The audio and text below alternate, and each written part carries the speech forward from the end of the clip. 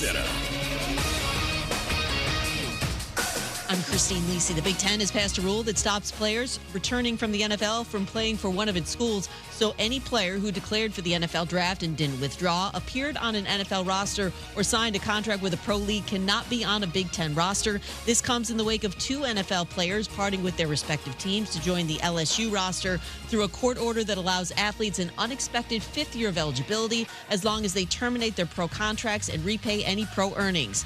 It will not be so easy for the SEC to follow what the Big Ten did, explains ESPN's Pete Thamel. The problem is there are state laws right now that have been enacted in the state of Louisiana specifically that allow players to do that. So if the SEC does follow the Big Ten's lead here and ban players from this path, you have to then potentially trump or overcome a state law. Pete Thamel on the Pat McAfee Show. The NCAA reduced the suspension of Tennessee linebacker Arian Carter for accepting a $427 flight from an agent after declaring for the NFL draft to one game, so he does remain suspended for the season opener. Hey, it's Michelle Smallman, and coming up Wednesday, we continue to get ready for the 2026 season as we go two-a-days with the Cincinnati Bengals. Has Joe Burrow finally run out of excuses? We'll discuss it on Unsportsmanlike, 6 a.m. Eastern, right here on ESPN Radio, ESPN2, and ESPNU. Matt Moscona. I'm very important. After further review. Say it one more time. After further review with Matt Moscona. And here we go. Live from the Raising Cane studio. Let's rock! Go!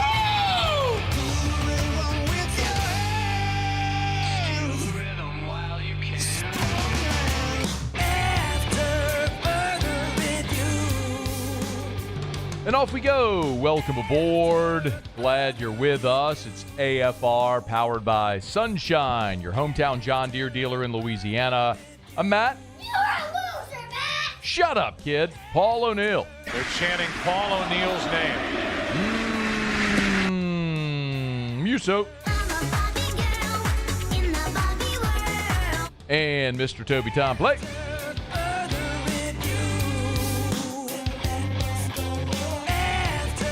All right, we're here. Glad you are as well. Get out there and make it a good one. We had a lot to do today. I'm going to start the show trying to uncomplicate what is an increasingly complicated situation with all this eligibility stuff. Admittedly, it's really weird and kind of sucks that we're inside of 2 weeks from kickoff of LSU Clemson and we're not talking about LSU Clemson, and we're talking about all this eligibility stuff, but I get it. It's a massive story. It just led SportsCenter. McAfee had Kiffin on today. It's all anyone's talking about. The conferences are all passing rules.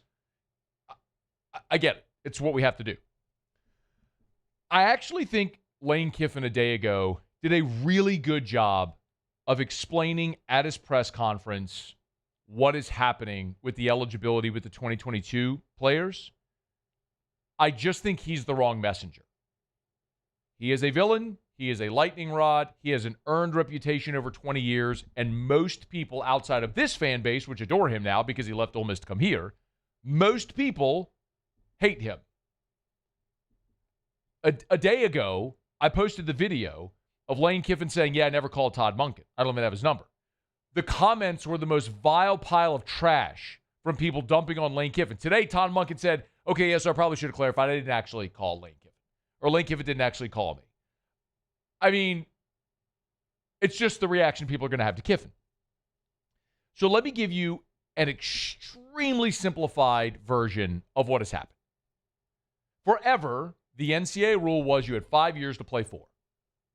You could redshirt. We all know that. In June, they changed the rule to 5 to play 5, which means from now on, every athlete will have 5 years to play 5. No more red shirts, no more gray shirts, no more medical red shirts, none of that. No more hardship waivers. Everyone, 5 years to play 5, period. So student athletes that are currently on campus are extended that privilege. So the only group that was negatively affected was the high school class of 2022 that played their 4 seasons in 4 years. So look at Jack Pyburn. 3 years at Florida, 1 year at LSU. He's out of eligibility. He's told, you're out of eligibility. Off you go. So he's off to the NFL. And it's not just football. It's not just LSU. It's across the board in college athletics. Well, the NCAA changes the rule. And so all the players from the class of 2022 all of a sudden have a fifth year. Except the guys that were already gone and girls that were already gone. And they didn't leave voluntarily. They left because they were told, you don't have any eligibility more. And so then the NCAA comes back and goes, actually, you do. You actually do have another year, but psych, you can't come back because you signed a pro contract. And that's against our rules. And the players are like, well, we only signed a pro contract because you said we couldn't stay. We were out of eligibility. Then you changed the rule. And so round and round they go. They land in court, and now we are where we are. And you have a lot of conflicting approaches. We know what Lane Kiffin is doing. These players are eligible. We're going to recruit them. By the way, Ryan Day, Ohio State head coach, agrees with Lane Kiffin. If there are teams that have some players out there who are cut from NFL rosters that are going to be on other teams, we have to at least consider it and look at it. Do I like anything about it? Absolutely not. But we got to do what's right for Ohio State. So it's sort of a day-to-day thing right now. And like anything, we're just going to try to adapt. But I think we would all agree, maybe not everybody, but that, there has to be a certain point where your roster gets locked in. Okay. Ryan Day doesn't love it. Lane Kiffin said yesterday he doesn't think NFL players should come back to playing college. This is a gray area. Dan Lanning at Oregon, another high-profile coach, sees it the other way.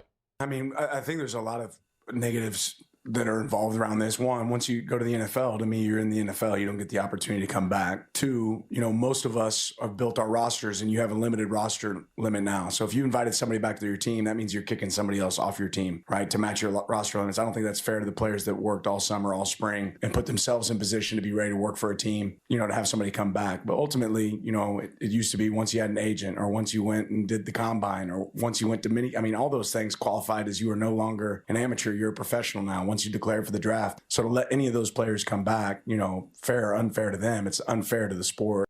Okay, so you have a conflicting point of view. Two very high-profile coaches that have nothing to do with LSU. Ryan Day, Dan Lanning have opposite opinions. Dan Lanning, hard, fast against it. We're not recruiting them. Ryan Day, if they're eligible, we got to recruit them, whether you like it or not. So it's not just Lane Kiffin. The SEC has a rule that bans intra-conference transfers outside of the traditional portal window. We've talked about that. So LSU taking the two players from Ole Miss violates that SEC policy. But the players have a temporary restraining order allowing them back in and, in theory, to go wherever they want. So who actually wins out? Well, as I understand it, the SEC leadership, chancellors, presidents were on a call last night, and I understand this went 15-1. The one dissenting vote was Dr. Wade Roos last night. Today, it's come more to like 50-50, which we'll talk about in a second. But the SEC releases a statement. After a Monday evening video conference of the presidents and chancellors of the Southeastern Conference, they issue the statement. College athletes, not former professional athletes, have been at the heart of the Southeastern Conference.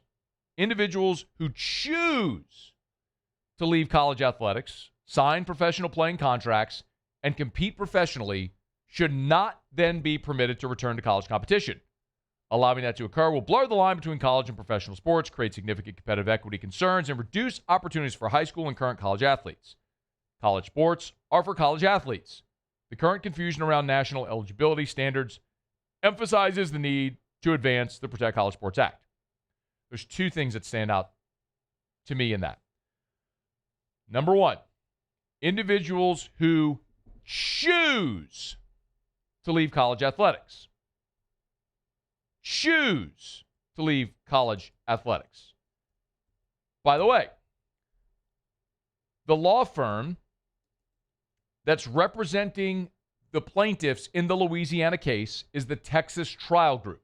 As I understand it, they won some big case against the NCAA in the past, and so this is the Texas Trial Group that the plaintiffs hired, and the Texas Trial Group used attorney Tony Clayton, who obviously is licensed in Louisiana, to join their team. The Texas Trial Group released a statement after the SEC statement applauding the SEC for their statement. But here's the point. They note that there's a fundamental difference between an athlete who chooses to leave college athletics for the professional ranks, and an athlete who turns professional only after being denied the opportunity to continue competing in college, which is the gray area here.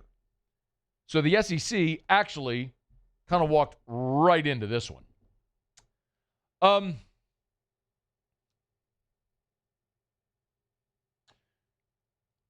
I also think there's a couple of very important things to consider with respect to the SEC statement. College athletes, not former professional athletes, have been at the heart of the Southeastern Conference. Okay.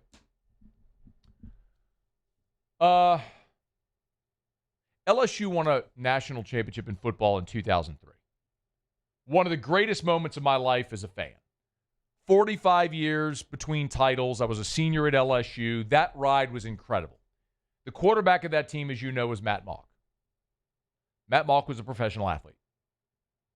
A different sport. I don't care if it's a different sport. This statement says college athletes, not former professional athletes. No distinction in the sport. LSU won a championship in 2019. Zach Von Rosenberg was a 30-year-old punter on that team who played professional sports. We can go round and round all day if you want. Last year in college basketball, last season in college basketball, there were 400 international players in college basketball.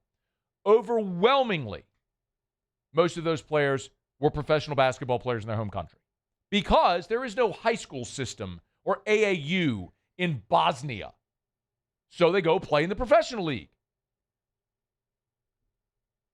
I mean, we see professional athletes in college athletics all the time. Listen, I am not sitting here standing on the table as this grand apologist for LSU or college pro athletes coming. I'm just trying not to point out hypocrisy in this SEC statement because there's tons of it. And I think they're missing the mark. Now, y'all know how I feel about this. I'm not in favor of, I'll use an LSU example, which happened yesterday. R.J. Lewis. I think it is appalling that LSU is standing behind R.J. Lewis, letting him come back. You want to talk about the SEC statement about an athlete that chooses to leave college? R.J. Lewis chose to leave college. Played 3 years, went into the NBA, didn't get drafted, sucked in the G League. Now he wants to come back, and LSU's willing to take him. I think that sucks. That's brutal. That dude should never be allowed to play college basketball again. It's appalling at everyone at LSU. Everyone from university leadership, academic, athletic leadership, the coaching staff, it's appalling. That should piss you off. It pisses me off. The 2020, I am talking about a very small subset of players that got caught in the middle of a rule change that have eligibility under NCAA rule, but don't have eligibility under another NCAA rule. So how do you decide which is which? Courts are ruling them eligible. So if they're eligible, they get to play. That's kind of where this stands. The other part of it that is largely either willfully ignored or people are just ignorant is the fact that this isn't just an LSU thing. Texas just welcomed back offensive lineman Cole Hudson. He finished his time at Texas. He went to camp with the Browns, the Cowboys. He's now back at Texas. He got an injunction. Anybody talking about Steve Sarkisian today? Let's talk about basketball. Kentucky star Mark Mitchell finishes eligibility, goes off to pro ball. Now he's got more eligibility. He comes back, but not to Kentucky. Missouri, intra-conference transfer. Anybody talking about that today? Didn't think so. Ross Dellinger's got a great feature story up right now at Yahoo, chronicling several different athletes in different sports, things like field hockey and track and field, soccer. Athletes that thought they had another year of eligibility, they're now fighting for it. It had nothing to do with football or LSU. Bottom line is the NCAA should have granted a blanket waiver to the class of 2022. It's what should have happened. Ross Dellinger told us last week they were advised to do that and decided not to. And my opinion is they did so willfully knowing it would create this amount of chaos. More court proceedings, more lawsuits, more chaos, more conversation. Why? To put pressure on Congress to pass the Protect College Sports Act, because the NCAA is feckless. And what did we talk about with the SEC statement? What's the last line of that SEC statement? The current confusion around national eligibility standards emphasizes the need to advance the Protect College Sports Act. That SEC statement doesn't say diddly poo about those players' eligibility, suspensions, fines, any of that stuff for this season. They're wagging their finger at you and pass the Protect College Sports Act. That's what that's about. Now, I got a break. But we'll come back because there's this very real question of, okay, well, what happens next? Because as we speak, literally right now, SEC presidents, chancellors are in Birmingham meeting with the commissioner for a 2-day summit that was already planned. That's happening now. So what happens today and into next week and between now and September 5th when LSU kicks off against Clemson? We're going to pick up there when we come back. It's AFR.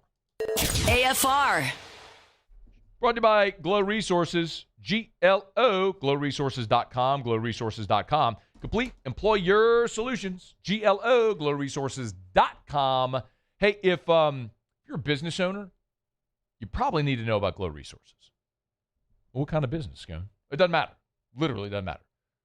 If you need skilled blue-collar labor, any type of office job, office assistant, up to the C-suite, you want Glow Resources. GLO, glowresources.com, glowresources.com. Complete employer solutions, glowresources.com. Jareth Knockan and his staff, they're awesome. You know what else is really validating? I love it. They were recently on the Business Report's top 100 private companies in Baton Rouge. And they were up 11% year over year. And if you're a business who your business is helping other business find the right people to grow, ideally your company should be growing as well. Well, that's Glow Resources. GLO. glowresources.com. At Relief Windows, we're more than windows. We're windows, doors, hardy plank, and vinyl siding.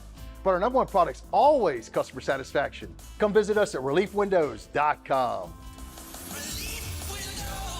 By the way, we do shutters too.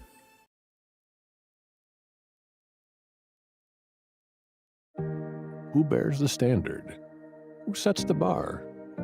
It's not those satisfied by low-hanging fruit or by taking it easy. Now the standard is set by the best of us, by those who work hard. Dig deeper. Give more. At Sunshine, we're proud to provide John Deere products that work hard for you, the standard bearers. Find the dealer nearest you at sunequip.com.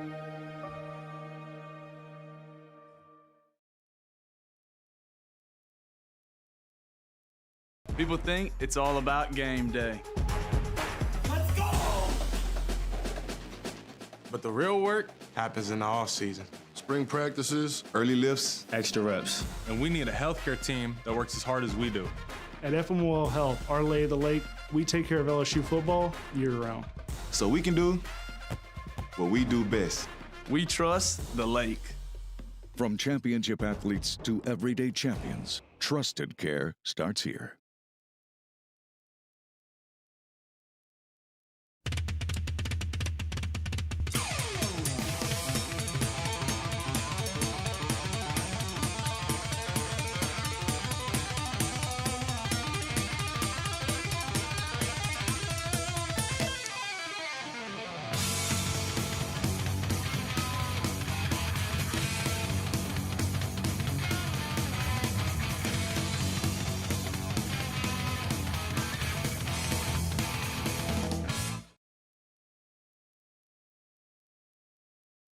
Hi, this is Beth Serena. Welcome to my pool.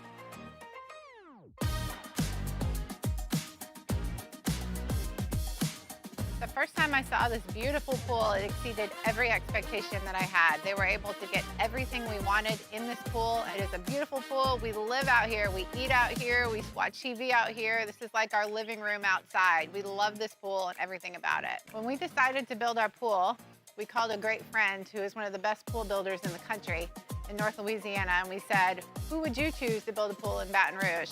And without a hesitation, he told us Russell pools. He said their history, tradition of great builds, great pools was unmatched. So of course, who did we call? Russell Pools. The advice I would give to anyone looking to build a pool is first call Russell Pools. They'll do an incredible job. It'll be incredibly organized. It'll be time efficient. And you will have your pool in no time. After further review, powered by Sunshine, your hometown John Deere dealer in Louisiana.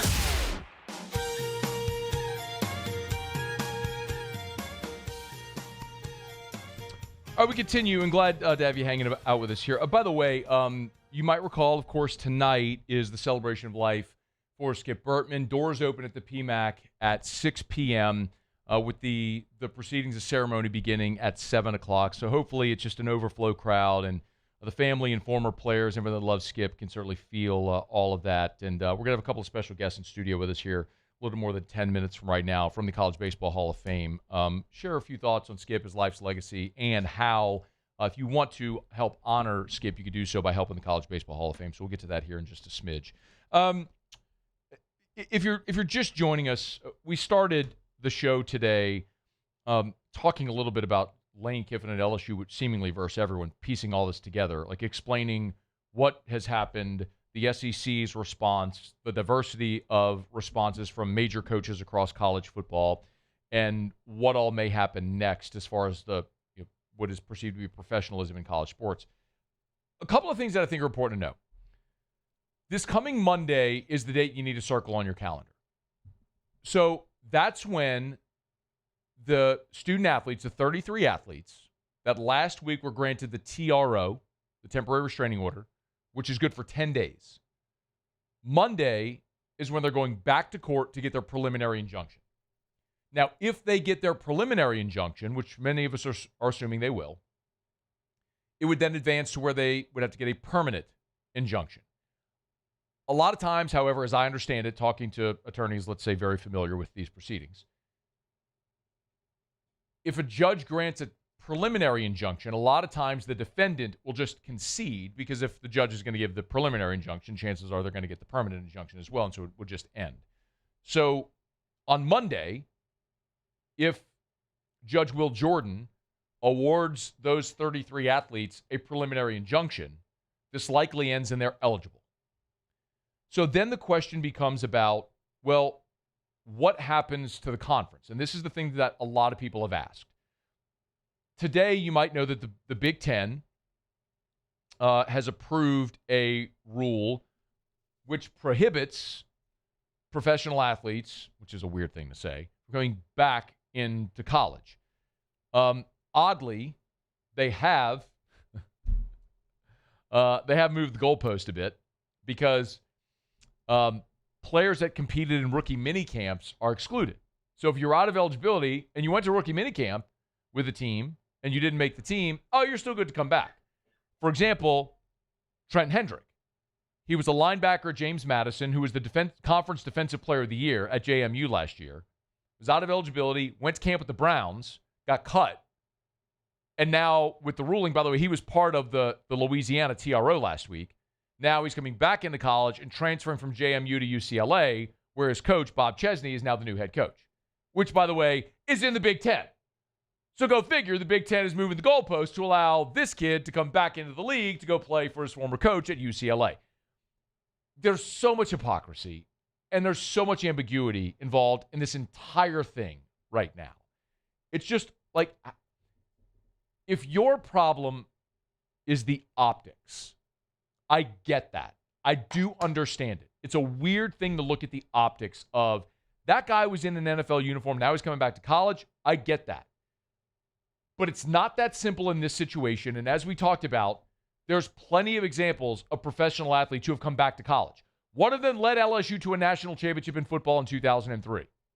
Chris Winkie was a 28-year-old who won the Heisman and a national championship as the quarterback at Florida State. He was a professional baseball player who came back to college to play football. And you say, what's a different sport? Does it matter? He was a professional athlete and came back into school as a 28-year-old. We've lived with this. This is just an uncomfortable moment right now where the optics are terrible. And had the NCAA granted a blanket waiver, this wouldn't even be a thing. The optics of 7-year college athletes were bad too. But after COVID, the NCAA granted a blanket waiver, which was the right thing to do. And so you had players that spent Van Wilder-esque college years. But we all understood the rules going in. The ambiguity right now is the problem. So the real question is, okay, well, who wins? Is it the NCAA rule? Is it the SEC rule? Is it the court ruling? My understanding, talking to folks familiar with LSU's position on this today, is that LSU is going to abide by the court ruling. Now, whether you agree with this or disagree, let me just say, at this point, I am not editorializing. I'm telling you what I believe to be LSU's position on this as I understand it today. Okay, this is not my opinion. I'm reporting to you what I've been told today and what I have in front of me. LSU is going to abide by the court ruling. So right now, those players got the temporary restraining order. They are eligible. If on Monday, those players do not receive a preliminary injunction and are ineligible, then they will not play at LSU. If they do receive the preliminary injunction, LSU is going to proceed and let them play. Now, there are those who ask, well, what about the SEC rule? Because the SEC does not allow the intra-conference transfers, and as of right now, the SEC has not passed a rule disallowing these players from coming back. And again, it's not just LSU. I told you, Texas has an offensive lineman, Cole Hudson, who is in camp with the Browns and the Cowboys. He's back in Texas. Nobody's talking about that. Missouri basketball has Mark Mitchell, who played at Kentucky last year, now back and is transferred to Missouri.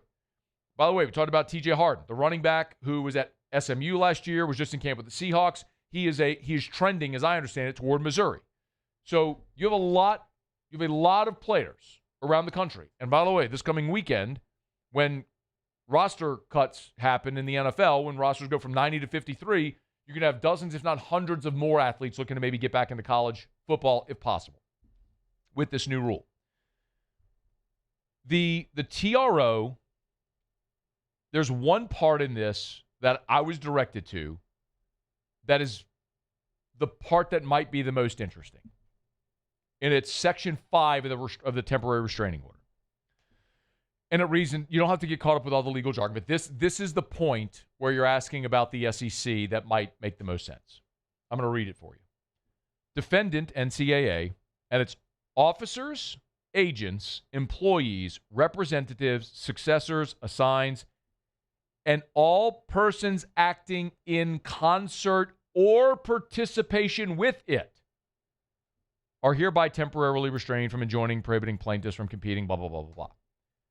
The thought is that line in Section 5 would encompass the SEC. Now, the SEC is not the defendant. The NCAA is the defendant in this case. But that line would seemingly, and it would obviously be open to legal interpretation. I'm not an attorney, but that's the argument. That line in Section 5 means conferences too. And in this case, the SEC too. And if the SEC tries to intervene, I think you will see lawsuits. And some people have recoiled that, said there's no way a school is going to sue the conference. I agree with you. But these players, this LSU isn't suing the NCAA. Remember, it's the players are the plaintiff. The players are the one who got counsel, and they are suing the NCAA for eligibility, not the school. If the players are eligible, the school can make the decision if they want to play them. That's where we are. Again, that is not me editorializing. That is me sharing information with you that I received today. Do with that what you will. I think the very obvious thing here is that you have a big brand in LSU, a lightning rod coach in Lane Kiffin, an uncomfortable and optically unpleasant situation, and all of those ingredients mixed together have led to be a big stink of a story inside of 2 weeks of the start of the season. If you want me to editorialize, what I will tell you is I think those players are going to get their injunction on Monday, and I think they're going to play for LSU against Clemson. And I think there's going to be more than the 3 that have already committed. We'll see. We're brought to you by Parish Restoration, parishrestoration.com, parishrestoration.com. Kill mold, remove odor, other harmful pathogens, parishrestoration.com. Yo, we live in the mold capital of the world. It's wet, it's humid, and when you have humidity and you have wetness, breeding ground for mold. So if you have mold or think you might, call our friends at Parish Restoration. They'll come spray their patented non-toxic dry fog treatment. ParishRestoration.com, ParishRestoration.com. It's effective, it's cost-effective, it's efficient. They can fog your home in half a day. You want to get rid of mold, odor, sanitize, all that, half a day while you're at work, boom, they can do it. Parish Restoration. Go to ParishRestoration.com to get your quote, ParishRestoration.com. Okay, y'all, it's After Further Review. Thanks for hanging out with us here. We're glad to have you hanging aboard on this Tuesday edition of AFR, powered by Sunshine, your hometown John Deere dealer in Louisiana. Shea Dixon, who's normally with us here in hour number one, was good enough to bump to hour two. So Shea will be here in 45 minutes. We'll talk some recruiting with Shea. Most notably, of course, is the fact that Jalen Brewster, the number one player in the country for 2027, is set to announce his final decision between LSU and Texas Tech this week. We'll get the latest from Shea again coming up in about 45 minutes. Stay with us. It's AFR. AFR. It was 100 million degrees outside. That's hot. If your AC isn't working, that sucks. Call River City's 1 Hour Air if you find yourself in that unfortunate situation. 752-0001, 752-0001, 752-0001, or 1hourbr.com. Big yellow vans and trucks. You see them all over town because so many of your friends and neighbors trust River City's 1 Hour Air the same way that I do. If your AC isn't keeping up, and look, it's hard to when it's the little notification on my screen right here says hot days ahead. 93 degrees. Hot days ahead. Yeah, no kidding. If you end up in that unfortunate situation where your AC isn't keeping up, call River City's 1 Hour Air. 752-0001. Remember, whenever you have a technician on the way to the house, you get a call, text, and email alerting you the text on the way with name, photo, and reviews of that technician so you're always comfortable who's coming into your house. 752-0001. Bayou Chrysler Dodge Jeep Ram has the new Ram 1500 truck on our lot now with $22,000 off MSRP. Plus the complimentary 7-year powertrain warranty that comes with all new Bayou Automotive vehicles. If you need sales or service, the crew at Bayou Automotive is going to do right by you. Community sailing is all about getting people in the New Orleans area out on boats, out on Lake Pontchartrain. Gulf Coast Bank helps us provide opportunities to get folks out who might not otherwise have the financial means to come sailing. Auctions in August is an online fundraiser that helps nonprofits like us service the community. Bidding through Auctions in August is a lot of fun because there's so many different items. There's something for everyone, so you're sure to find something that relates directly to you that you'll enjoy bidding on, and you get to help out the community. Hey, it's Matt Moscona, inviting you to join us this Wednesday for AFR from Marucci's Hitter's House on Segan Lane in Baton Rouge. Come take some hacks in the cages with the best bats in the world, the official bat of Major League Baseball. It's at Marucci's Hitter's House in Baton Rouge. When a capital project moves from planning to execution, downtime isn't an option. Who do you trust to deliver? River Parish Contractors has more than 500 employees, dedicated safety, quality, and project management teams, and 9 full-time estimators backed by a 36,000 square foot automated pipe and structural steel fabrication facility. We can deliver multi-million-dollar industrial construction projects on time and safely, locally owned and headquartered in South Louisiana. We're River Parish Contractors, and we're built for bigger challenges. If your office is experiencing performance issues like slow networks, jammed printers, or disappearing files, Advanced Office Systems may be right for you. Tell you every day, better coverage for less money. And man, my friends over at Insurance Network of Louisiana are crushing it for Louisianians on their auto insurance right now. Listen, if you have not had anyone shop for your auto insurance lately, you got to call Insurance Network of Louisiana. My goodness. They got some top-rated companies, Geico, Progressive. They're doing awesome work right now. This was an amazing story that I heard. They wrote one last week, saved the client $2,911 annually. They had a high auto rate with State Farm. They smashed it with Geico. They had another one save $1,476 annually with Progressive. They had Allstate and switched. Y'all, I tell you all the time, if you're just auto-renewing your insurance, man, you're probably overpaying and you're underinsured.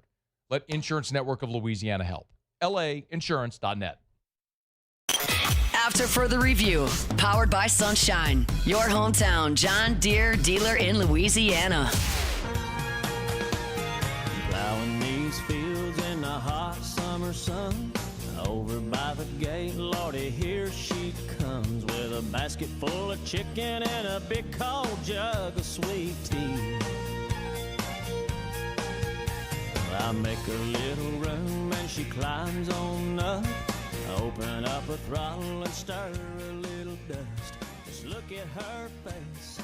She ain't a fool. Tonight is going to be tonight's going to be a really special night as we all collectively and publicly remember one of the most, maybe the most influential figure in the history of LSU athletics, one of the most influential in the history of our state, Skip Bertman, who passed a couple of weeks ago. So the celebration of life service will be at the Maravich Center tonight. The doors will open at 6 with the ceremony beginning at 7 p.m. And, a week ago, Skip's daughter Lori was good enough to spend some time with us here, and she mentioned how in lieu of flowers, the family was asking that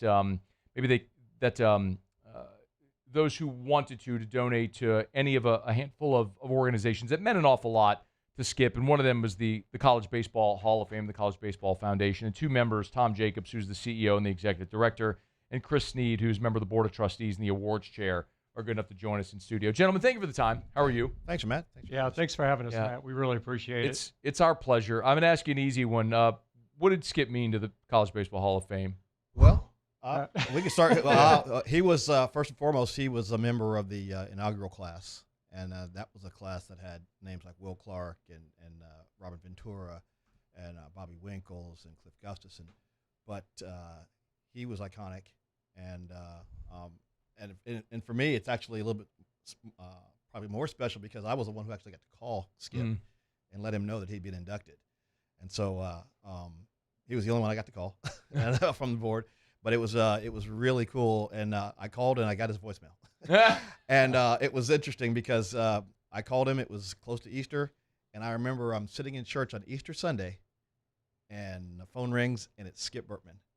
And so I had to get up out of church and walk into the narthex and take the call, and that's how I told Skip Bertman, hey, you've been elected and to be inducted into the College Baseball Hall of Fame. That's awesome, man. Yeah. And I think for all of us, Skip means everything to college baseball and to the College Baseball Hall of Fame.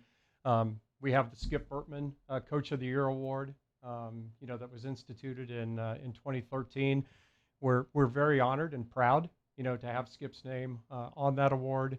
And recently, Lori Bertman, one of Skip's daughters, joined the board about 3 years ago, and she's been really instrumental in that award.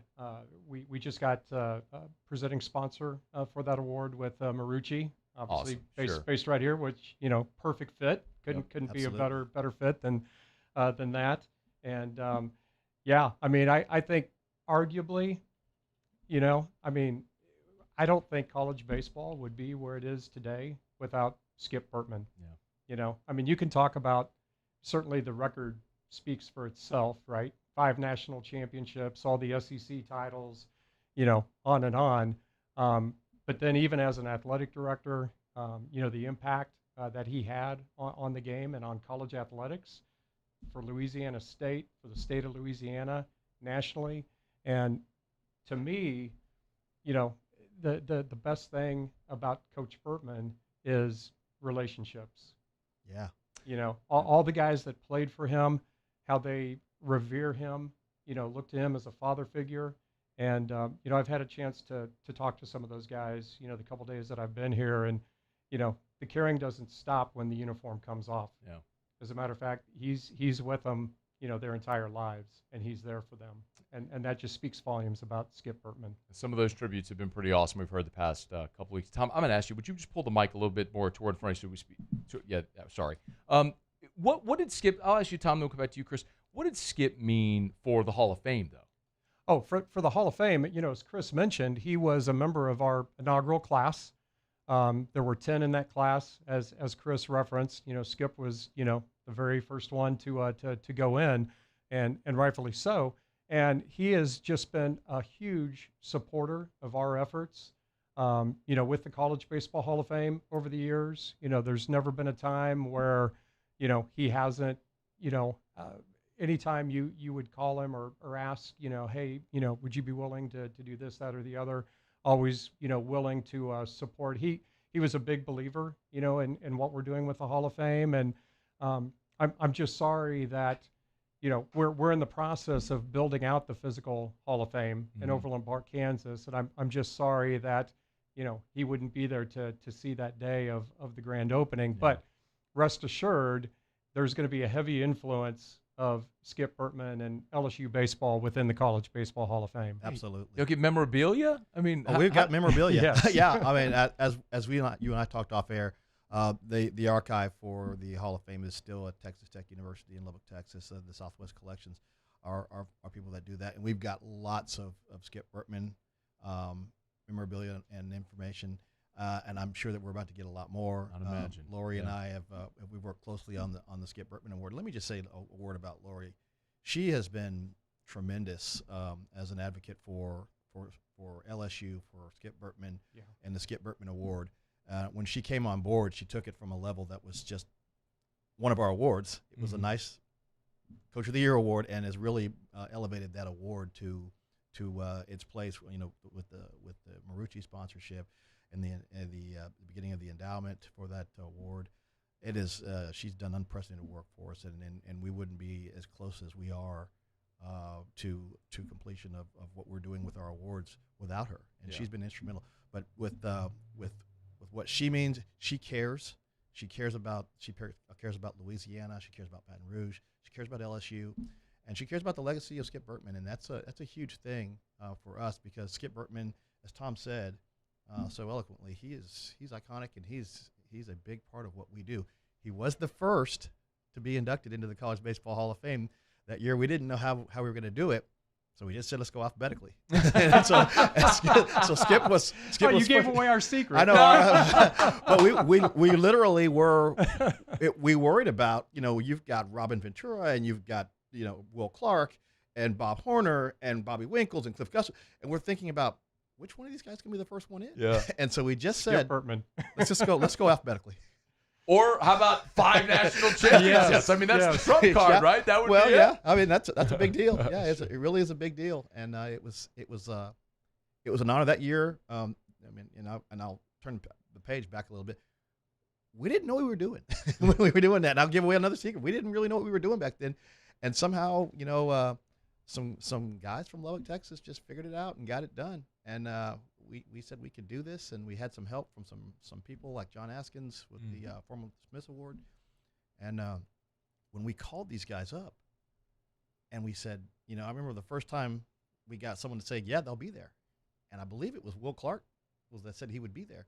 And I talked to Skip, and obviously he called back and said he'd be there. And I was like, Skip Bertman's coming to Lubbock, Texas to be inducted into the Hall of Fame. That's amazing. We have to actually do this now.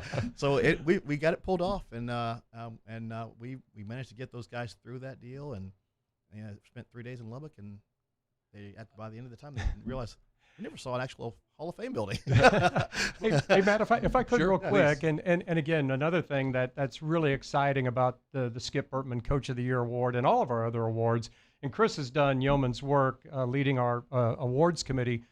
But for the first time, we actually presented all of those awards that are under the umbrella of the College Baseball Foundation and Hall of Fame in Omaha. Oh, cool, yeah. And I know Coach Bertman was really happy and excited about that. Lori was there for the presentation. This year's winner was John Savage from UCLA, and just gave such an eloquent speech about the award, what it means to him, the fact that it's named after Coach Bertman, and it was outstanding. And so we did that the first Saturday of the College World Series there at the stadium in Omaha, and that's something we'll continue to do moving forward. But really great work on Chris and Lori's part to make all that happen. Well, guys, I think just the fact that you're both here, that you took time out of your day to fly in for Skip's memorial, speaks volumes about what Skip meant to you personally and to college baseball and to your organizations.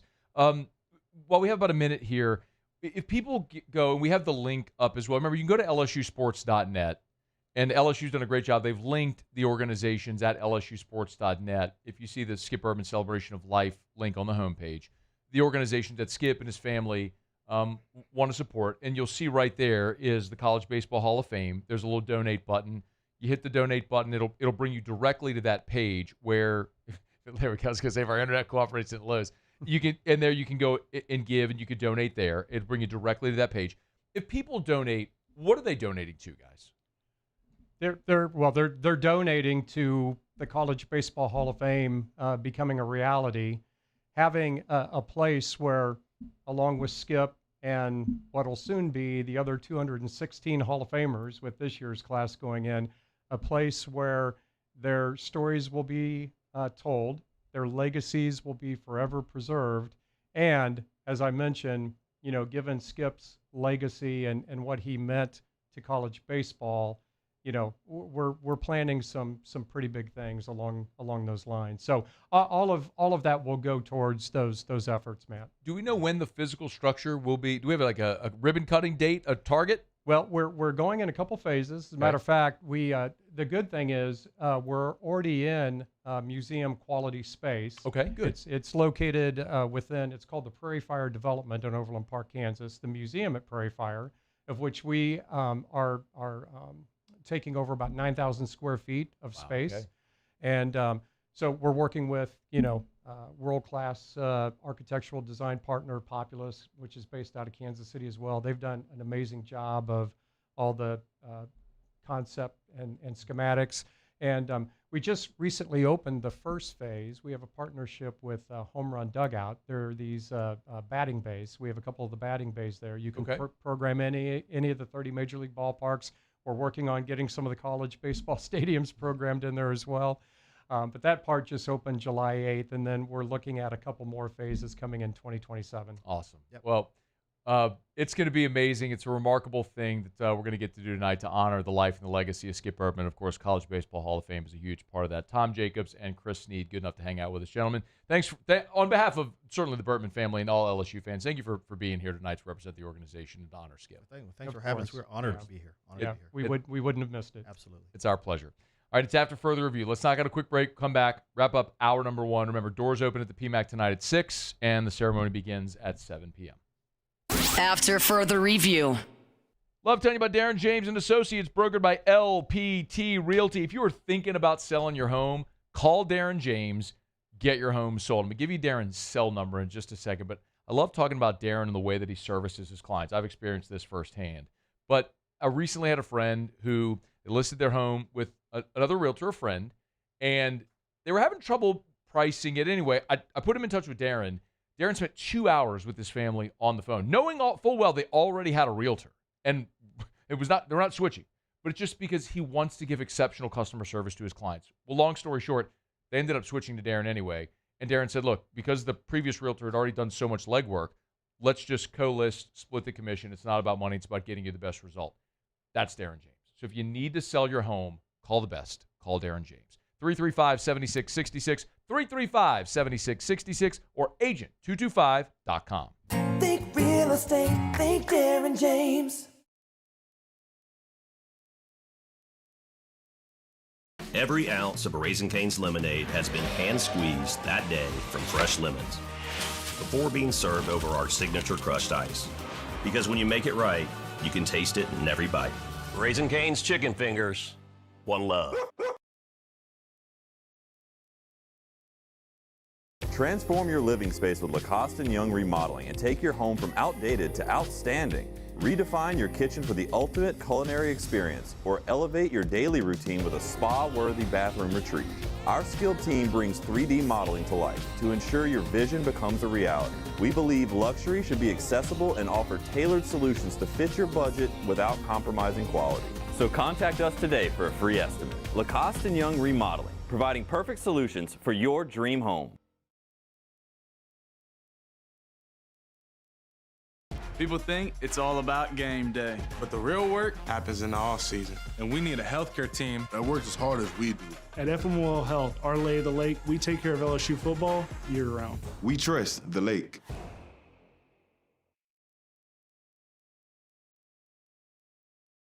The Ascension Parish Sheriff's Office protects and serves over 132,000 residents across the parish. Keeping our community safe is our mission, and Rev Fiber plays a critical role in how we respond. Whether it's training in our special divisions, forensics investigations, or fielding emergency calls in our operations center, Rev Business connects our teams in real time, which is why we partner with Rev Business. Get 6 months free of Rev Business Services.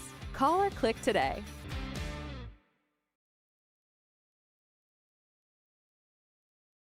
Looking for cleaner energy? Propane is energy for everyone. Propane water heaters are very cost efficient, and the savings are even greater with a tankless propane water heater. We all know that Louisiana propane is a safe and environmentally friendly fuel.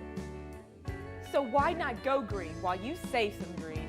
I'm Miss Louisiana, Gabrielle McLeod, and for more information, visit louisianapropane.com.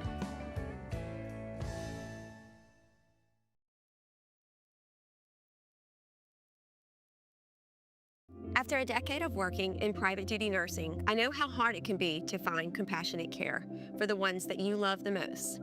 So I started Decision Critical, a premier concierge nursing agency, so we can take care of you wherever you are. Our highly skilled nurses provide exceptional care from the comfort of your own home with personalized packages for short-term, long-term, or even around-the-clock care.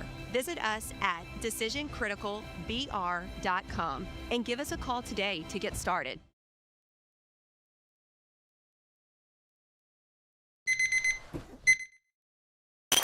After further review, powered by Sunshine, your hometown John Deere dealer in Louisiana.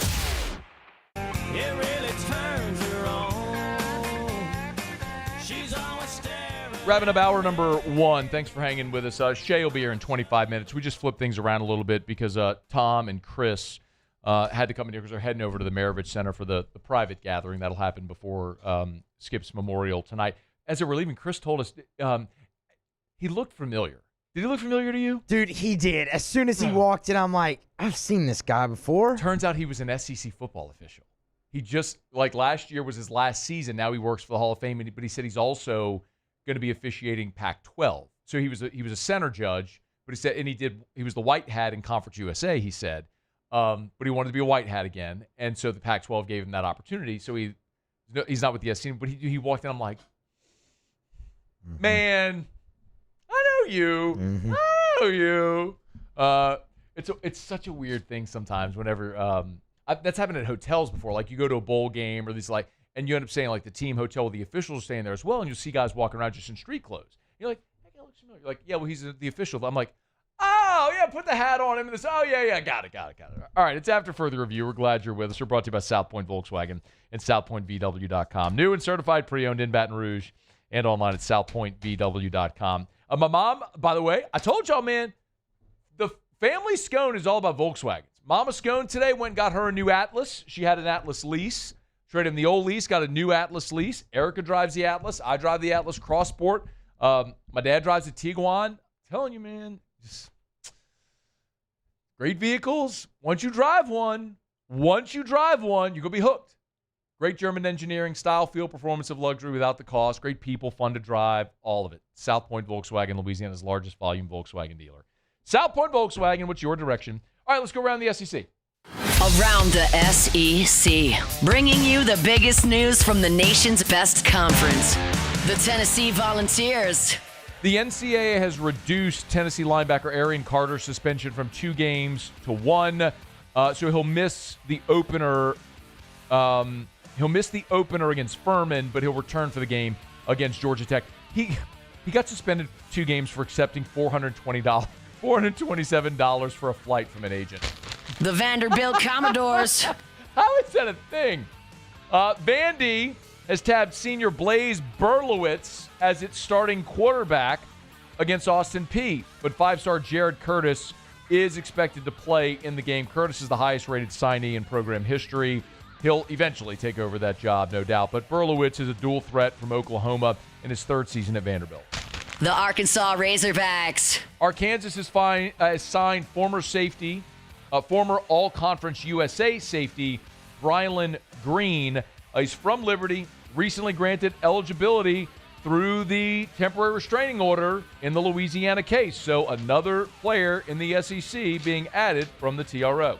The Mississippi State Bulldogs. Men's basketball has added a home and home with UCF for 26 and 27. The first game will be in Orlando. The second game will be in Starkville in 2027.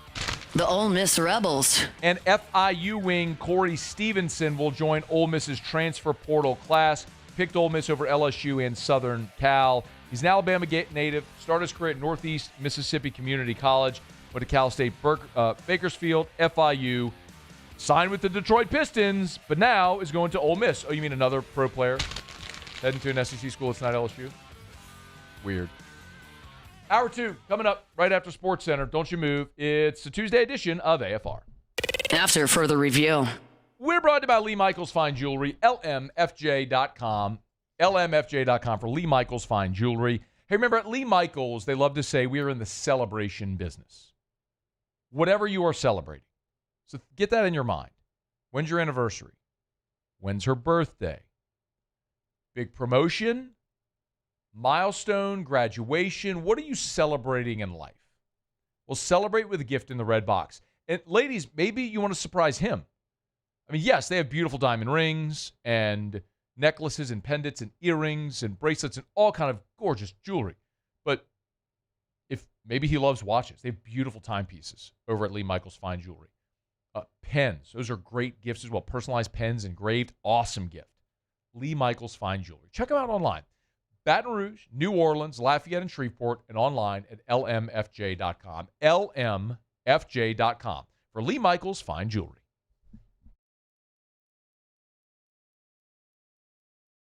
Transform your living space with Lacoste & Young Remodeling and take your home from outdated to outstanding. Redefine your kitchen for the ultimate culinary experience or elevate your daily routine with a spa-worthy bathroom retreat. Our skilled team brings 3D modeling to life to ensure your vision becomes a reality. We believe luxury should be accessible and offer tailored solutions to fit your budget without compromising quality. So contact us today for a free estimate. Lacoste & Young Remodeling, providing perfect solutions for your dream home.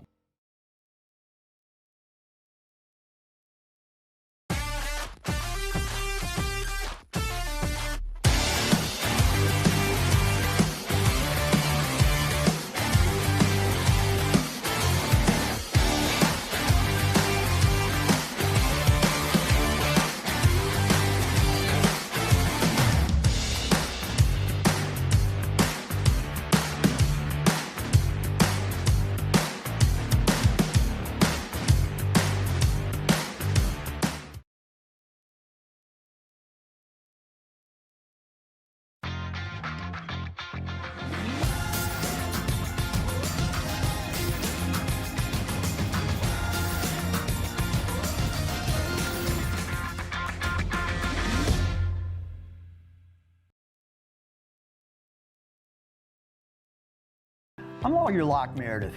If you're battling an insurance company because of a wreck not your fault and they're not calling you back or being fair, whether you hire us at all, give us a call, 272-5555, or email Locke Meredith, Sean Fagan and Associates. You have nothing to lose. Hello, I'm Collins Meredith. If you've been injured on the job, you likely have a workers' compensation claim, but you may also have a tort claim which opens up significant recovery rights not normally available for a work injury. If this is you, call us or come see us at Locke Meredith, Sean Fagan and Associates.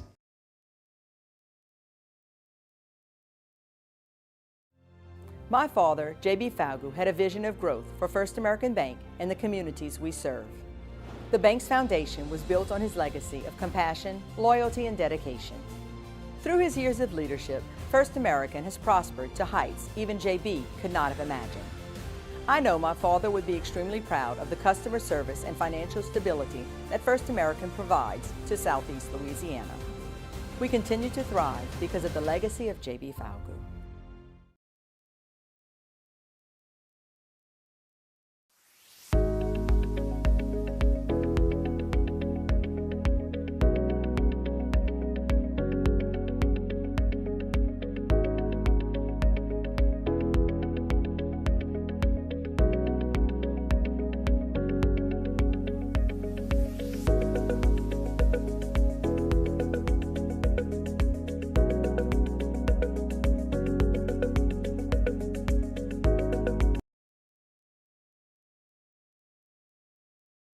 comes to choosing energy for your family and your home, make the smart choice.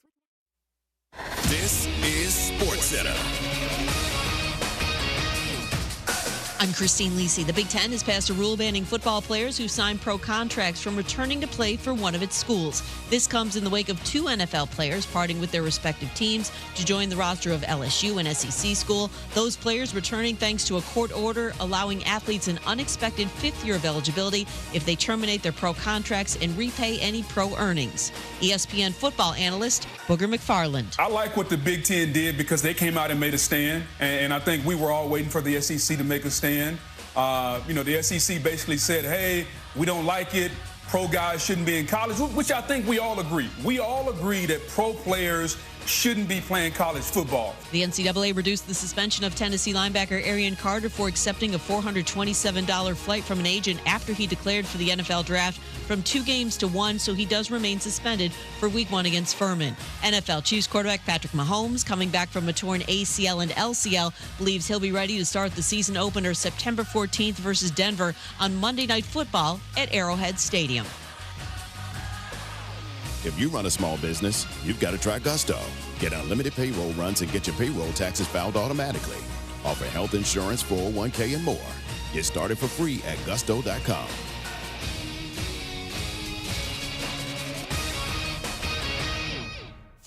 Matt Moscona. I'm very important. After further review. Say one more time. After further review with Matt Moscona. And here we go. Live from the Raising Cane studio. Let's ride!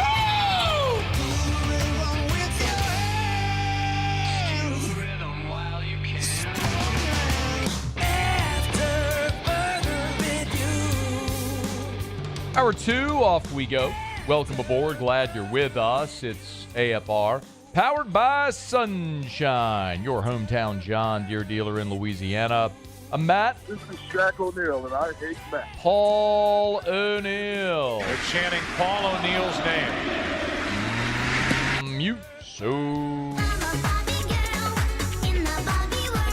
And Mr. Toby Tom Play.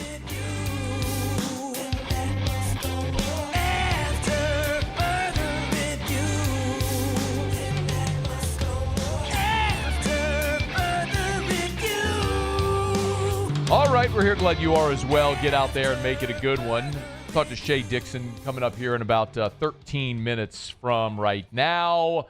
The big story in recruiting, of course, is 5-star number 1 player in the country, Jalen Brewster. He will announce this week, sometime this week, on his YouTube channel, if he's sticking with Texas Tech or if he's flipping to LSU. He has not yet made public when, like what day and time he's going to make that announcement. Only it's leaked that he's going to make that announcement this week. So when he does, we'll talk about it. Shea will be here in about 13 minutes to give us all the latest. If you have questions or prospects you want me to ask about specifically with Shea, email us, tweet us, text us. You can text me, 225-396-4400, 396-4400, 396-4400, or text the show at 499-1045, 499-1045.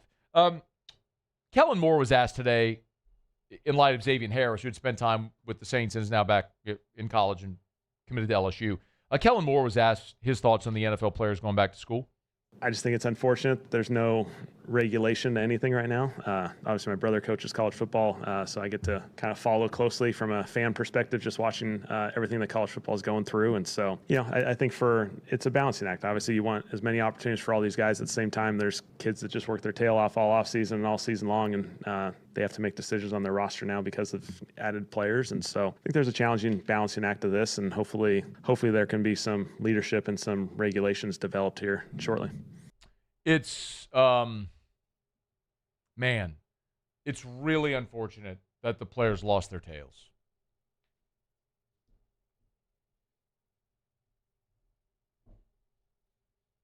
Can I get a rim shot? Nothing? Just silence? It's radio. People are listening, not watching. Somebody watching. How do you they lost their tails. How do you think that happened to them? They worked. They worked so hard that their tails fell off.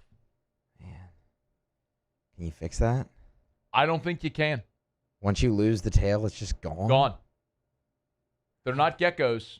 And grow back, yeah. Doesn't grow back.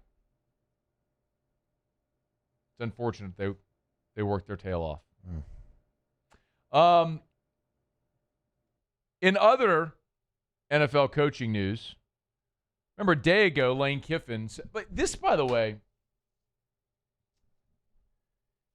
I started the show today saying I thought Lane Kiffin did a great job a day ago explaining at his press conference the situation with these athletes, the 5 for 5. Like, he really did a very good, concise job explaining what happened. It's just that he's the wrong messenger, is the way I said it. Because, like, most people don't trust Lane Kiffin. I posted the video yesterday of Kiffin because I asked him the question about Todd Monken. Remember, Todd Monken, the Browns coach, said, I guess that's why Lane Kiffin called me a couple weeks ago. I should have answered the phone. I should have called him back. Remember that Todd Monken said that at his press conference. So I asked Lane why he felt the need to call Todd Monken. He said he never called Todd Monken. If you go read the Twitter replies. This is the same guy who claimed he got run off the road on the way to the airport. Everyone knows Kiffin has trouble with the truth. Let's finally trust the guy who lies a lot. One person just put a gif of the Brady Bunch girl, Marcia, going, sure, Jan. Could have been Joey Freshwater. Yeah, that's BS. He knows who Todd Monken is. He was friends with Kirby Smart, knows the OC of Georgia when we won our back-to-back natties. So, like, every answer, every one. And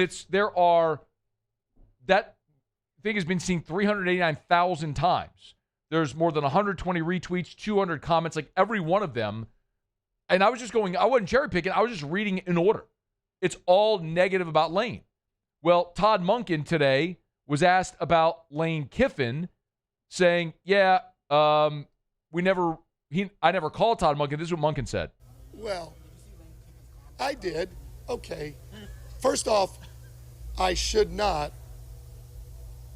One of our staff had said, that's when I said us, not me, okay? I said that Lane Kiffin, one of our staff had said that they'd gotten a text. I should have followed through with it. Maybe they meant someone from their staff, right? That's on me. Should not throw someone's name out there without what? Following through with it, right? I was just making light of it. I was really not trying to make a big thing of it. He goes on for 2 minutes, but the point is, Lane Kiffin was being truthful. And I told you yesterday. Didn't we talk about this yesterday? I was like, I feel like I have a good read on Lane Kiffin. For 8 months, I've listened to everything that dude has spoken into a microphone. And when he doesn't want to answer a question, there was something, I forget what it was something last week when he got asked, and like 3 of his answers totaled like 10 seconds. When he don't want to answer something, he's dismissive. When it's something he's passionate about, he will give you a long, very thoughtful, thorough answer. And like when he lies, it's usually dismissive and very short. He gave a good, thorough answer to the Monken thing. I thought he was being honest. And lo and behold, a day later, Todd Monken's, yeah, well, okay, so he didn't really call me. So Lane Kiffin got dragged through the mud on that one by people saying he was lying, and here comes Todd Monken, yeah, okay, Lane was actually right. So all that to say, not to call it Todd Monken, I don't really care. It's not really a thing. It's just to illustrate the point that Lane isn't the right messenger. Because people don't like him, don't try. Like everyone here in Baton Rouge loves Lane Kiffin. He's the toast of the town. He's the cock of the walk. He left Ole Miss to come here. $50 million roster. Everyone thinks they're going to win a championship, whatever. He hadn't lost a game yet. He's leading Mardi Gras parades and on stage with Boosie. Everybody loves him, right? Everywhere else, they hate him. So he's not the guy to go champion this really controversial roster move. So they say nobody can listen to him. That's the problem. Like he went on McAfee today. Lane did. And tried again. So all court orders have been followed. So I think you're going to get in a really interesting situation if now, as a conference, you start to say, well, we're not going to follow this court order that's been issued. And we're going to say that these kids that the court says can go anywhere, we're going to say, no, you can't. That's some issues there, Pat. Lane's saying, you're setting precedent right now and picking and choosing which ones you like, which ones you don't like. That's going to be a fascinating story as you set a precedent here against. Doesn't work like that, Pat. You can't decide, hey, I like that injunction. I don't like that one. Like that player I kind of like, and I like the way that they got him eligible. And so we're going to follow those rules, but not these. That really doesn't work that way. To his point, the only reason Trinidad Chambliss is eligible is the NCAA said you're not eligible. He went to court and got an injunction. He's playing. Joey Aguilar went to court, lost. He's not playing. These players went to court. They've got a TRO. Monday is the hearing for the preliminary injunction. And so people keep asking me, hey, what do you think is going to happen? What I think is going to happen is they're going to go to court on Monday. They're going to get a preliminary injunction, and they're going to play. That's what I think is going to happen. The biggest hurdle remaining is, does the SEC intervene? Like, does the SEC do what the Big Ten did today? They said, we'll suspend you for the coach for half a season. Like, they can't make you not play the player, but they can suspend the coach and fine the institution. What did I see just a bit ago? Suspend for half the season, fine like $1 million or something, like an institutional fine.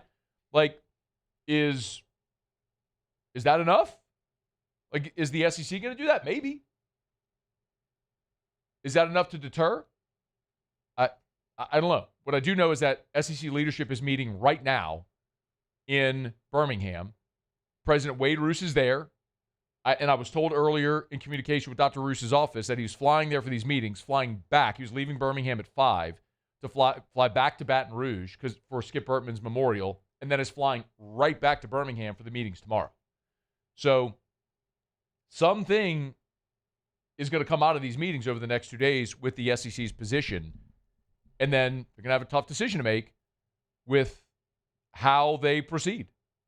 Are you going to allow these players to play without any punishment? And does the court's ruling override an SEC rule? Remains to be seen. We'll follow it as we learn more. Okay, it's after further review. We're brought to you by First South Farm Credit. FirstSouthFarmCredit.com. FirstSouthFarmCredit.com. You're thinking of buying land. Your first call should be to First South Farm Credit. It's easy. You can always log on to FirstSouthFarmCredit.com. FirstSouthFarmCredit.com. FirstSouthFarmCredit.com. At First South Farm Credit, remember, they've been helping Louisianians buy land since 1916. It's more than 100 years.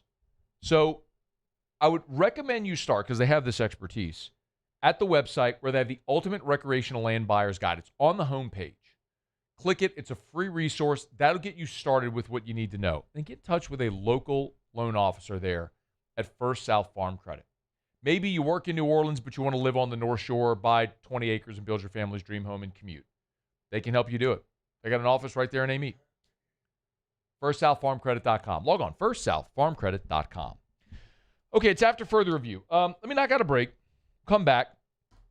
I do want to talk about the LSU basketball program here in about 20 minutes. RJ Lewis is now eligible. Tigers picked up a center from Israel. Hunt reported that earlier today at LouisianaSports.net. Ross Jackson's coming up in about 47 minutes from right now. When we come back, talk some Cruton with Shea Dixon. Stick around. It's AFR. AFR. We're brought to you by the Watermark and the Renaissance. Watermark Downtown, Renaissance Southtown. Watermark is Baton Rouge's premier hotel property. Gorgeous luxury hotel on the corner of 3rd and Convention. If you've never been, just make it a point to go. For whatever reason it is. Maybe it's a staycation. Maybe you look ahead to this weekend, the final weekend before football season starts. Plan a night away. Go downtown. Have dinner maybe there at the Gregory inside of Watermark Baton Rouge. Walk 3rd Street. Do a little bar hopping maybe. Catch some live music. So much going on in downtown. Right there on the river. And then stay in the beautiful, elegant Watermark Hotel. Or maybe you need to have a client lunch. Gregory's open every day for lunch. Tell your clients, hey, let's meet downtown at the Gregory and go eat lunch there. Moscona don't like parking downtown. No worries. If you're eating at the Gregory, it's free valet parking. It's at Watermark Baton Rouge, right downtown, 3rd and Convention. Watermark Baton Rouge. Every Raising Cane's chicken finger is marinated, battered by hand, and cooked to order to perfection. We don't have heat lamps, because when you make it right, you can taste it in every bite. Raising Cane's chicken fingers, one love. Bayou Chrysler Dodge Jeep Ram has the new Ram 1500 truck on our lot now with $22,000 off MSRP. Plus the complimentary 7-year powertrain warranty that comes with all new Bayou Automotive vehicles. If you need sales or service, the crew at Bayou Automotive is going to do right by you.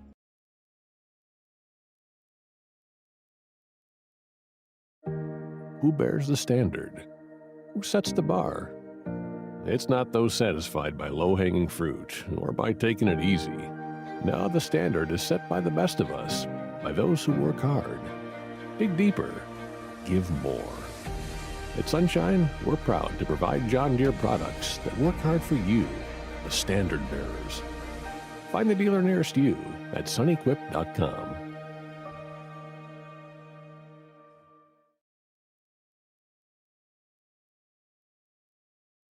People think it's all about game day, but the real work happens in the off season. And we need a healthcare team that works as hard as we do. At FML Health, our lay of the lake, we take care of LSU football year-round. We trust the lake.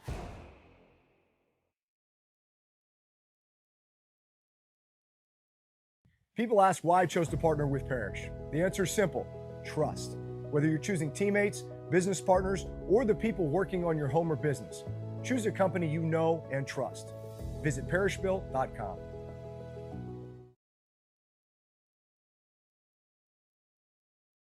The experts at Hood Dental Care want you smiling bigger and healthier than ever.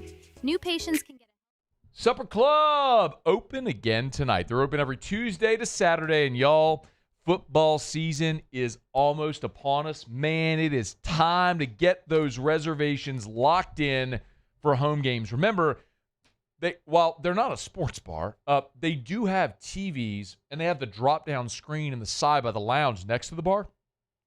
So depending on where you sit, you actually get a good view of the game. So if you want to go have that incredible dining experience on a Saturday, you could do so. And instead of popping into a sports bar and eating a greasy cheeseburger, go have a world-class meal at Supper Club. Sit at the bar, any of their 14 bar stools or 7 bar top tables. They got the drop-down screen over on the side of the lounge that you could see. Or maybe before or after the game, great spot to pop on into. Hey, look, every Tuesday to Saturday, Supper Club is open. Get your reservations at supperclubbtr.com. Football Fridays are going to be filling up. Get your reservations now, supperclubbtr.com. After further review, powered by Sunshine, your hometown John Deere dealer in Louisiana. She likes the way it's pulling while we're tilling up a land. She's even kind of crazy about my farmer's tan.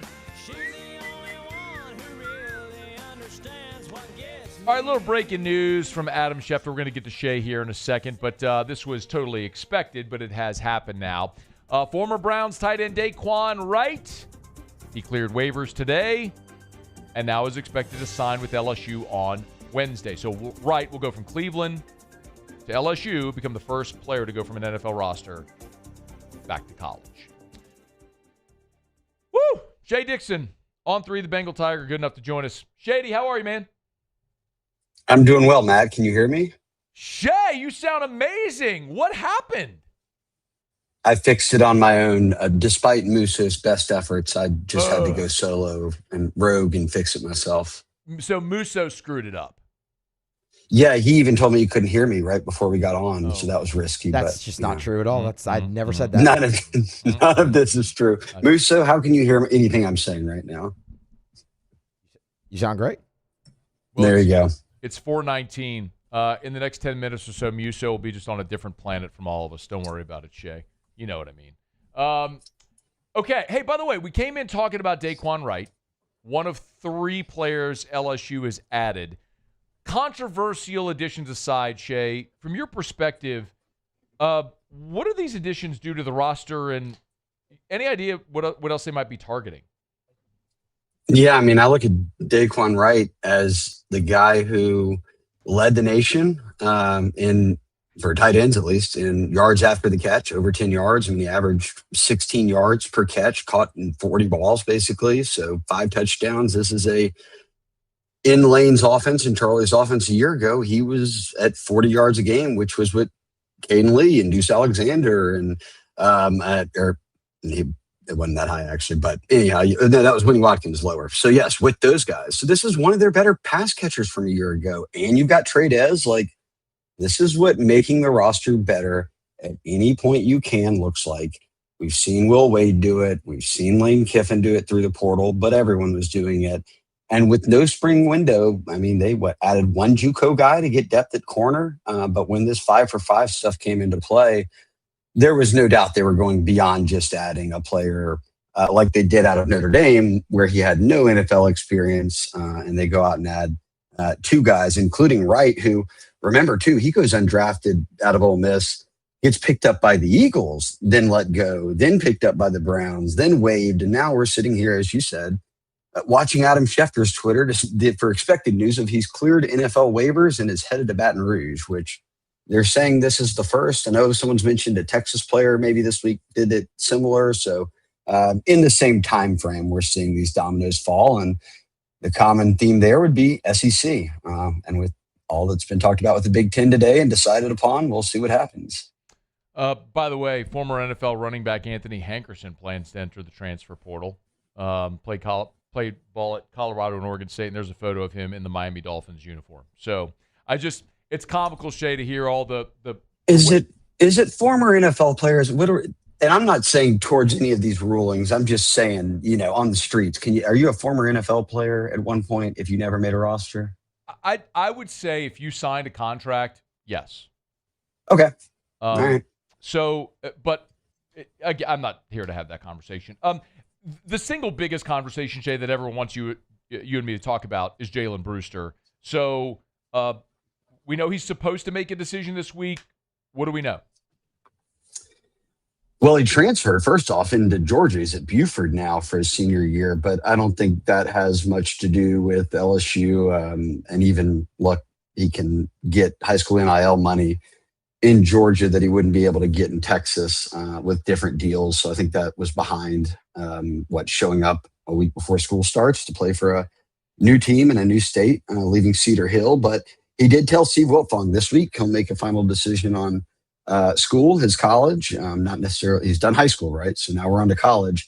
Still committed to Tech, and I think Steve thinks that's where he stays committed. I haven't heard anything different from down here in Baton Rouge. I think that we saw that initial surge, right? But then we've been in a 2-month dead period. And I think that surge, that initial honeymoon phase may have worn off a little bit.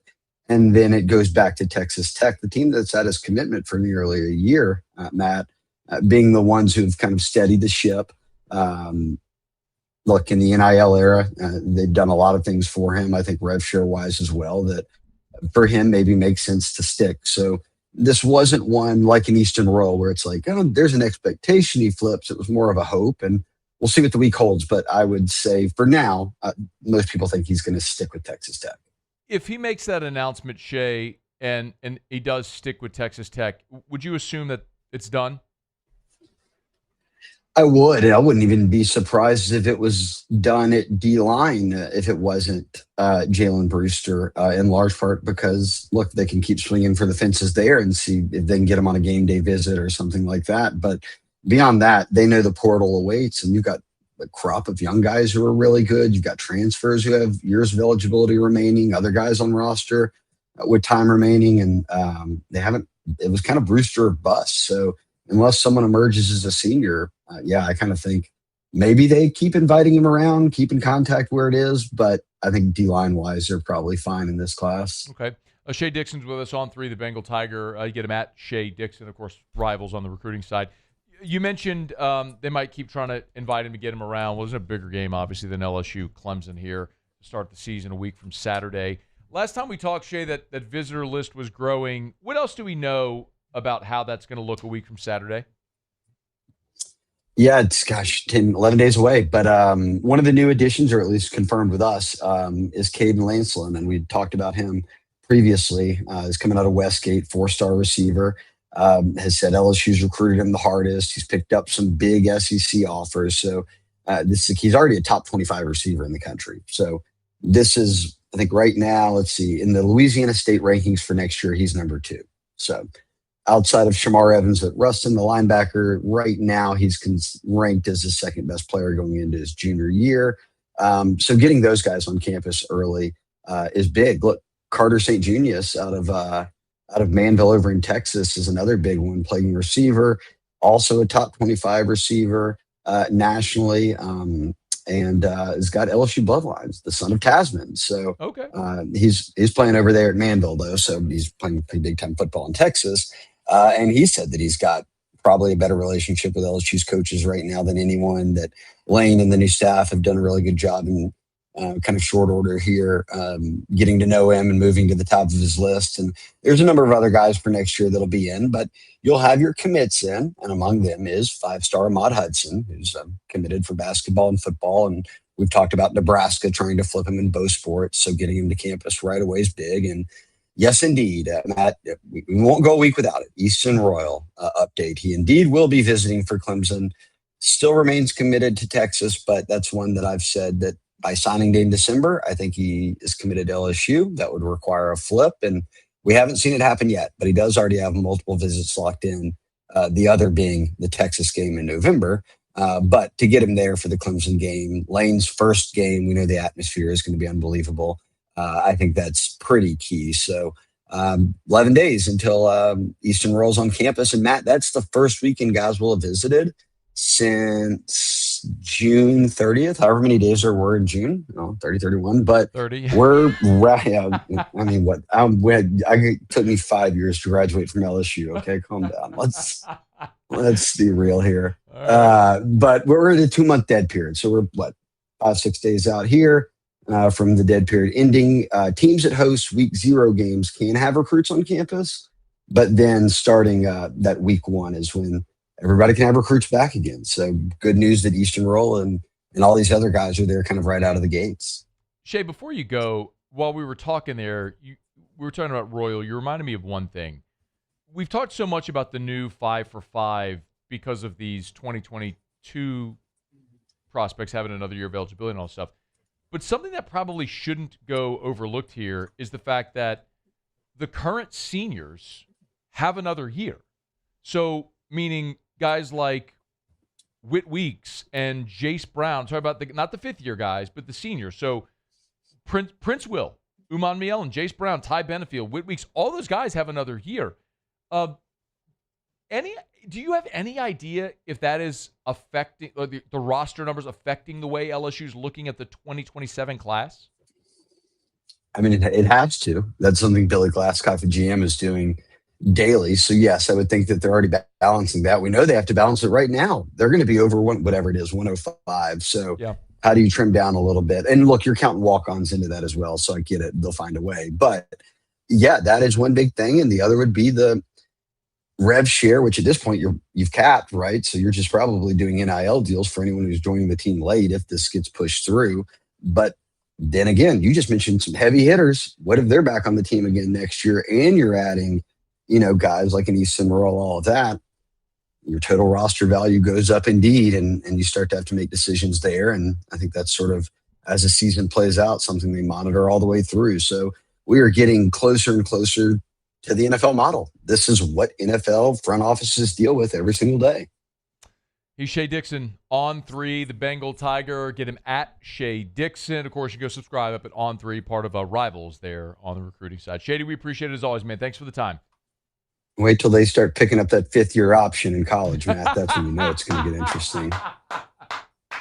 But do they have to do it the year in advance? That's what we got to know before the prior season. That's what we got to know. That's right. All right. I appreciate it, Matt. Thanks, man. We'll see you. That's Shea Dixon. All right, it's After Further Review. We're brought to you by Hancock Whitney Bank, the official banking partner of LSU Athletics, the official banking partner of the New Orleans Saints. It's Hancock Whitney and my bank. Hancock Whitney has been my bank for as long as I've had a checking account. I love my relationship with Hancock Whitney. I can tell you, I remember when I opened a separate account. I did so down at the downtown branch on North. When I was in college and lived in Mid-City, the Government Street location near Jefferson was my branch. Now the Highland location near the Country Club is my branch. And no matter where you go around Baton Rouge or around Louisiana or Mississippi or Alabama or the Panhandle of Florida, you're going to find a Hancock Whitney. There's nearly 200 branches, more than 200 ATMs. It's Hancock Whitney Bank, and of course, they are the official banking partner of the LSU Tigers and of the New Orleans Saints. So, be a card-carrying member of the Who Dat Nation or of Tiger Nation with Hancock Whitney. Learn more at HancockWhitney.com/Matt, M-A-T-T, it's my name, HancockWhitney.com/Matt. And quite honestly, I just love that they gave me a custom URL for the show. So if you would, just type that in so we drive some traffic to the URL, because I think that's awesome. HancockWhitney.com/Matt. All right, it's after further review. Thanks for hanging out with us here. Appreciate Shea. Ross Jackson will be here in 30 minutes from right now. The Saints did put 2 players today on season-ending IR. Former 7th-round draft pick tight end Maliki Mataval and running back Ty Chandler have both been placed on. Their seasons are over with injuries. Of course, Chandler suffered that knee injury this past weekend. So the running back room continues to get just gutted. But that is one that we sort of anticipated, right, with the trade for Zamir White. We knew they were going to need a body. Well, this here tells you why. So Maliki Mataval and Ty Chandler, their seasons are over. Ross Jackson's with us in 30 minutes from right now. We'll talk about practice today and all the other roster moves. Let me knock out a quick break. A couple of big roster additions for Will Wade. I want to talk about R.J. Lewis and the big Israeli center that they got today. We'll do it next on AFR. AFR.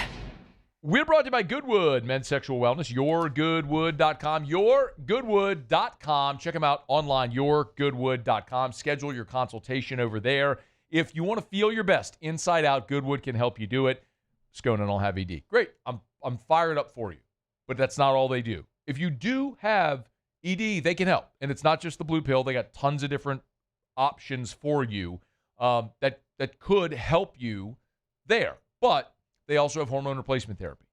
I've told you many times, it's not that so much of that is about regaining the youthful feeling you had when you were younger. Every single one of us, as we age, our bodies produce less of the hormones that contribute to how we feel. Stress can be an accelerator, so it's not just about your age, the number. It's about how you feel. And sometimes you don't know how bad you feel until you start feeling good again. Simple blood test can let you know if you're a candidate. yourgoodwood.com. Check them out, yourgoodwood.com. Bayou Ford has 0% APR with no payments for 90 days and $1,000 down payment assistance on select 2026 Ford models. Plus the complimentary 7-year powertrain warranty that comes with all new Bayou Automotive vehicles. If you need sales or service, the crew at Bayou Automotive is going to do right by you. Community sailing is all about getting people in the New Orleans area out on boats, out on Lake Pontchartrain. Gulf Coast Bank helps us provide opportunities to get folks out who might not otherwise have the financial means to come sailing. Auctions in August is an online fundraiser that helps nonprofits like us service the community. Bidding through Auctions in August is a lot of fun because there's so many different items. There's something for everyone, so you're sure to find something that relates directly to you that you'll enjoy bidding on, and you get to help out the community. At Relief Windows, we're more than windows. We're windows, doors, hardy plank, and vinyl siding. But our number one product's always customer satisfaction. Come visit us at reliefwindows.com. By the way, we do shutters too.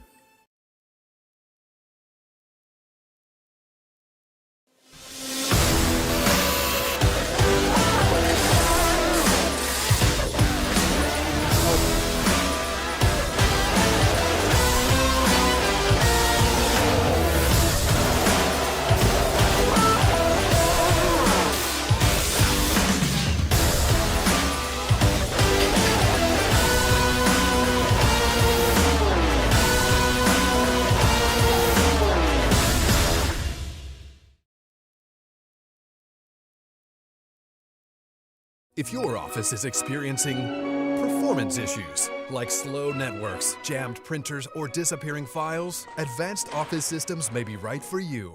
With powerful IT solutions, print management, document imaging, and security systems, they help offices regain confidence naturally. Side effects may include uncontrollable efficiency, smoother workflows, and a sudden burst of office joy. Say goodbye to those emotional breakdowns in the supply closet and get back on track with Advanced Office Systems. Hey, it's Matt Moscona, inviting you to join us this Wednesday for AFR from Marucci's Hitter's House on Segan Lane in Baton Rouge. Come take some hacks in the cages with the best bats in the world, the official bat of Major League Baseball. It's at Marucci's Hitter's House in Baton Rouge.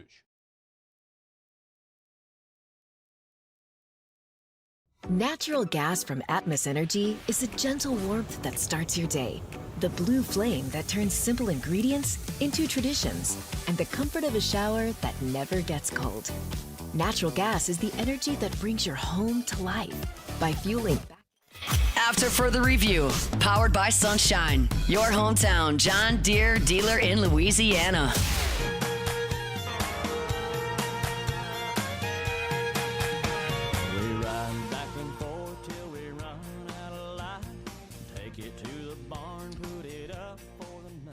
As always, we appreciate our friends over at Sunshine, your hometown John Deere dealer in Louisiana. Y'all, a week from Saturday, LSU Clemson, it's tailgate day. Look, John Deere, yeah, at Sunshine, you can get a Deere, a tractor, a combine, zero-turn mowers, gators. They got all that.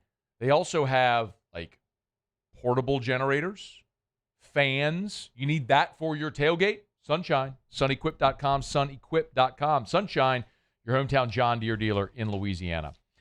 While all of the college football-loving world is hating Lane Kiffin, the college basketball-loving world is hating Will Wade, LSU, just playing that villain role so well. And on Monday, in a Baton Rouge courtroom, R.J. Lewis, this should come as no surprise to anybody, R.J. Lewis was granted an injunction to be eligible. If you're not familiar, the very abbreviated Cliff's Notes, R.J. Lewis was the Big East Player of the Year at St. John's 2 years ago, averaged 18 points a game. He's outstanding on a really good St. John's team. After 3 years in college, played his first season at UMass, 2 years at St. John's, and then declared for the draft. He went undrafted and signed a two-way contract in the NBA. And now, because he couldn't make it in professional basketball, wants to come back to college. There's two parts of this. On the floor, objectively, this makes Will Wade's team much better. You added a veteran player who is the former Conference Player of the Year in the Big East. R.J. Lewis is a point guard. He can get buckets. He's a facilitator as well. He's a great player. You added a great player, guy who's probably immediately the best player on your team. There's that part of it.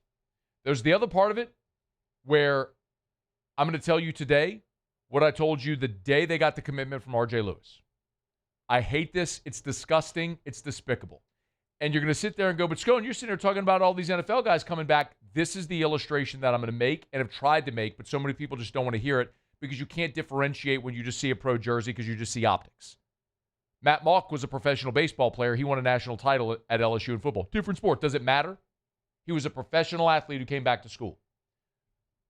You can focus on optics if you want. I'm here to talk about practicality.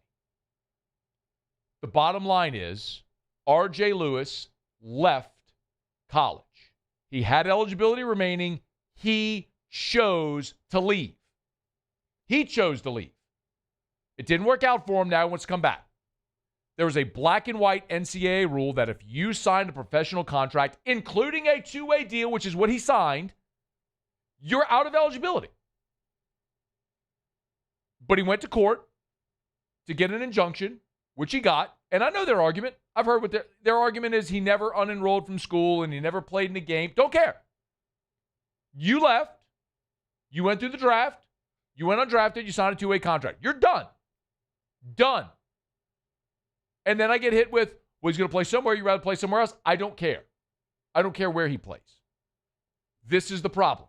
And when I keep pointing at the adults in the room, I'm telling you, this is the problem. Because if the adults in the room would stand up and say, no, you're ineligible, we're going to abide by NCAA rule, we wouldn't be having this conversation. He's going to make Will Wade's team a lot better. But this is despicable. This I will never be okay with. Now, on the other side, today LSU got a commitment from a 7'3" center out of Israel, Gilad Levy. I'm perfectly fine with this. NCAA rule allows international players to even players that played professionally to come into college basketball. Now that's going to change with the new 5-for-5. Gilad Levy's 24 years old. Under the new 5-for-5 rule, he wouldn't be eligible. So next year, 27-28, he would not be eligible. So he's got one crack at it. Okay. The rules allow for it now. Mazel tov. Go get him. Last year, there were over 400 international players in college basketball. That's why we go down this list where all these dopes are sitting here melting and moaning and whining about Will Wade bringing in all these guys internationally. What's the guy? Jeff Goodman. My God, is that dude? Did Will Wade pull down his pants at a frat party? Like, what did Will Wade do to Jeff Goodman? I have no idea. But look around college basketball. Every roster is littered with international players that were former pros. So I have no problem whatsoever with Will Wade adding Gilad Levy, Bryce Desire, Salu Nyang, Marcio Santos, Michael Ruzic, all those international players. Bring them on. It's totally legal. I have no problem with it. If you don't like it, change the rule. And if the NCAA changes the rule, fine, then you won't be able to recruit those guys. So I'm being consistent here. Like, I'm going to tell you, if the NCAA allows it, okay. If not, and you go to court to get an injunction, you're part of the problem. If you dovetail that into the football conversation, not the football because it's all sports, because there's even basketball players, the 2022 guys, the problem is NCAA rule gave them eligibility. But another NCAA rule took their eligibility away. So which is good? That's the gray area with the 2022 argument we're having. The new 5-for-5 gives them another year, like they're eligible. But because they left to sign a pro deal, they're ineligible. Well, which is it? They only left because you told them they weren't until they were. That's the gray area. That's why they're going to court to try to figure this thing out. There is no such ambiguity with R.J. Lewis. Now, you look at the roster that Will Wade has built. It's kind of funny. Everybody kept saying, you got one guy on the roster? This was never a thing where you had one guy on the roster. So you've added Abdi Bashir, the guard from Kansas State, Mo Diabate, the forward from Kentucky, Austin Nunez, the guard from UTSA, and then Divine Ugochukwu, the guard from Michigan State. You've added R.J. Lewis, Donovan Dent, who's one of the 2022 guys in the 5-for-5 deal, who averaged 13 and 7. He got a California court injunction, so he's eligible. And then Sky Clark, the guard, another addition from UCLA. So you've got, as you mentioned, the 4 that are on the roster, right? The 3 that I just mentioned, Lewis, Dent, and Clark, that puts you at 7. And then you look at the 5 international players, Levy, Desire, Nyang, Santos, Ruzic, that puts you at 12. So, just like that, as Will Wade promised on John Rothstein's podcast months ago, wait till school starts and you'll see we'll be all right. Well, school start and lo and behold, they're going to be all right. I know a lot of y'all are going to disagree with me on the R.J. Lewis thing. And I know y'all saw the picture of Will Wade hugging him in the courtroom and all that stuff yesterday. I'm just here to tell you, if you're okay with that, you're part of the problem. If you don't think there's a problem, okay, then great. But if you're someone who's sitting around pounding the table about how much you hate the state of college athletics and you don't get it, and these old players and the pros and they're coming back and the lawsuits and what are we doing? If that's part of your conversation and you applaud R.J. Lewis, then you're part of the problem. And if you're an administrator at LSU, from the top down, you're part of the problem. But he's a hell of a basketball player, and he's going to make Will Wade's team better. And he got an injunction, and he is eligible. He's going to play for LSU this year because this is no such ambiguity like with the 5-for-5 guys. He's eligible, and he's going to play. and he's going to make LSU better. Hope it's worth it. All right, it's After Further Review, brought to you by Evermore, E-V-A-M-O-R, evermore.com, evermore.com, E-V-A-M-O-R, evermore.com.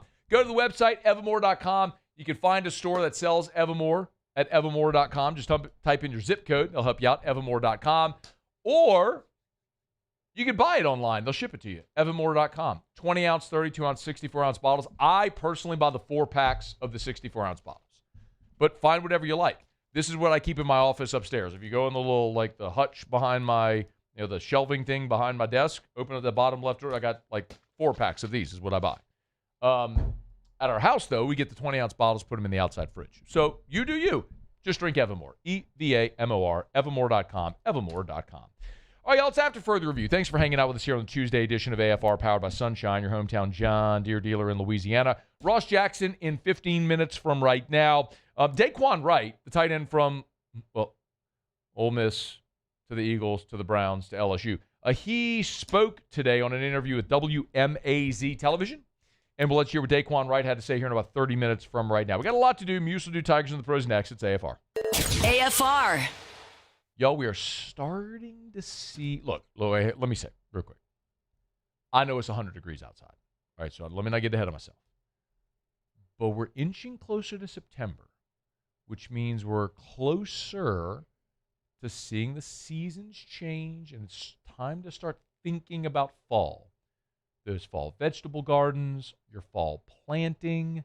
It's a great time to get by Clegg's Nursery. Any of the 4 locations. Siegen near Airline, LA 16 in Denham, Mid-City on Donmore, Garden Center on Greenwell Springs. We're getting closer to it. In the meantime, it is still hot as Hades outside, and that's why they have sizzling summer savings over at Clegg's. Caladiums, the tropical hibiscus.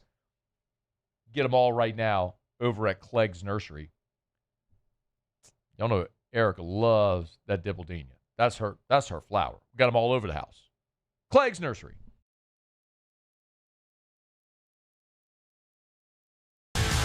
Eagle 98.1, the rock station. Home of the Woody Show in the morning. Scotty Mack with Rock at Work. Michelle Southern with Southern Rock. Home of LSU sports since 1998. And rock for Baton Rouge since 1985. Take us anywhere with the Eagle 98.1 app. To join our VIP fan club, text ROCK to 225-499-9898. Eagle 98.1, the rock station. People think it's all about game day. Let's go! But the real work happens in the off season. Spring practices, early lifts, Extra reps. And we need a healthcare team that works as hard as we do. At FML Health, our lay of the lake, we take care of LSU football year-round. so we can do what we do best. We trust the lake. From championship athletes to everyday champions, trusted care starts here.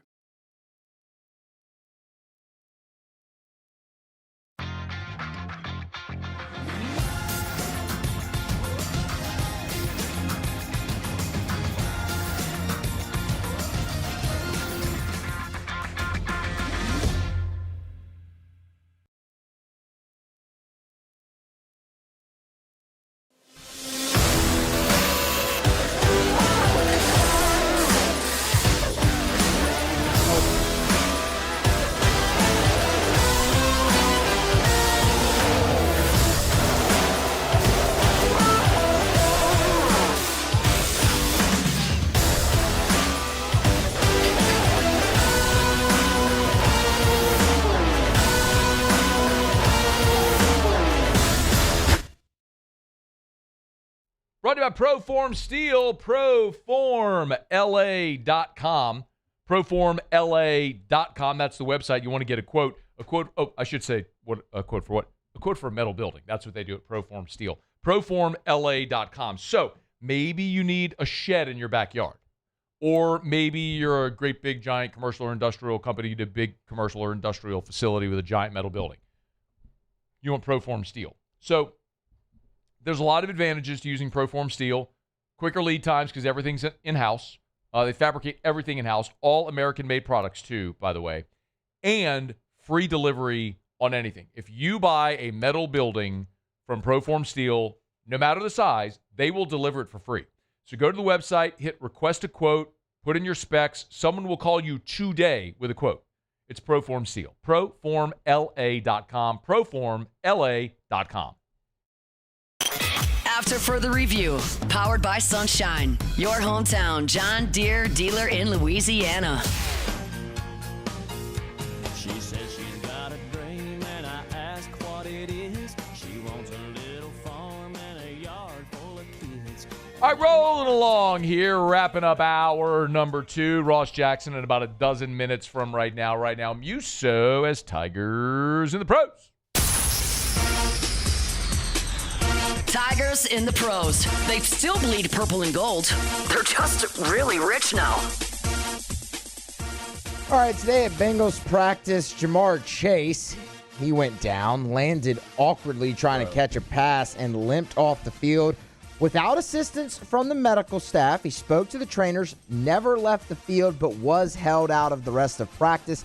After practice, he spoke with 1530 ESPN, said team pulled him out of caution. There's a little hyperextension. He's fine. Well, here's the video, Paul, if you want to show it for those that have missed it. It looked awful. My hope was it was just that, where he landed, that it was just a hyperextension. But when you see that and how quickly he went down and was like crawling around, it's like you think the 3 letters. Oh, yeah. But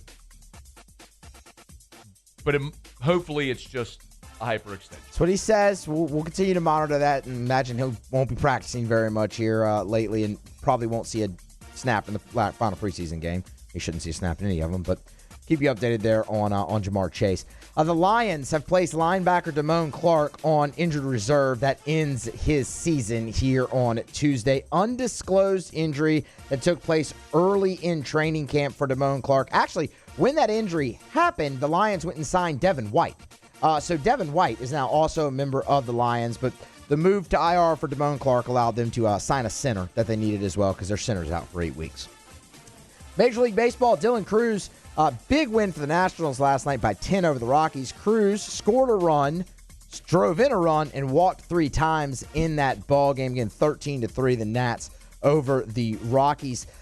Alex Bregman went 1 for 5 a night ago for the Chicago Cubs. That was a single for Bregman. He also would come around to score in the ball game. It was Kevin Gausman on the bump for the Cubbies to get the start. 7 shutout innings, 3 hits, a walk, and 6 punch-outs for Gausman. 94 pitches in that one. 7th win of the season, and the Cubbies continue to roll. And then another double-double for Angel Reese and the Atlanta Dream. 11 points, 26 rebounds in the game for Angel Reese. 3 assists and 3 steals, and the Dream got a 78-71 win over the Sparks. That is Tigers and Pros. Presented by Rouse's, the official supermarket of the New Orleans Saints. Rouse's.com, Rouse's.com, Rouse's.com. Y'all, pretty awesome, man. Tailgating returns a week from Saturday. You need all your tailgating supplies. Make sure you get it at Rouse's. Chips, dips, party platters, trays, pre-order them. You can do all that right now. All your drinks, adult beverages or otherwise. It's Rouse's, the official supermarket of the Saints. Rouse's.com, Rouse's.com. Check them out, Rouse's.com. Today is $5 Sushi Tuesday. That's today and every Tuesday.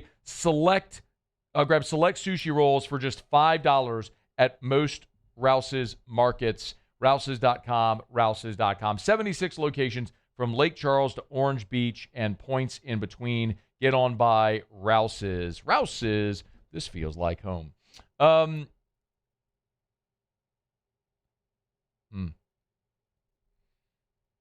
I'm working. So the SEC, one moment.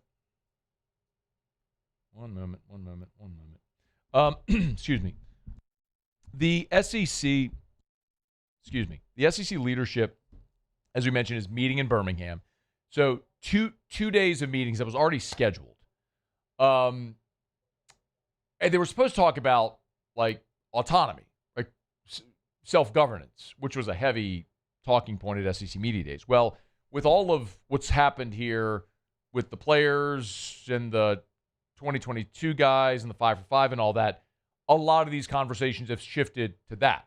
So I do know, again, I talked to Dr. Roos's office earlier today that he was flying to Birmingham for those meetings today and then was flying back for the Skip Bertman Celebration of Life, the memorial service, and then after which he's flying back to Birmingham for the continuance of the meetings tomorrow.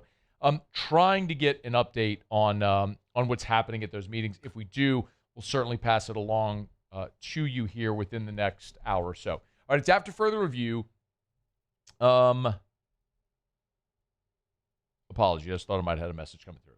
All right, so Ross Jackson's coming up right at the top of the hour. We'll get you caught up on national headlines. So don't go anywhere because as this develops, we'll certainly keep you up to date. And if I do get something, we'll bump Ross by a segment. We have a lot to get to in the next hour. We will talk to Ross Jackson. The Saints put 2 players on IR.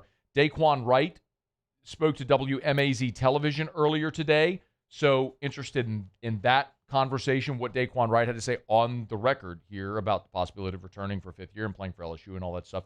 So we'll get to all that here as we continue. It's a Tuesday edition of AFR powered by Sunshine, your hometown John Deere dealer in Louisiana. AFR.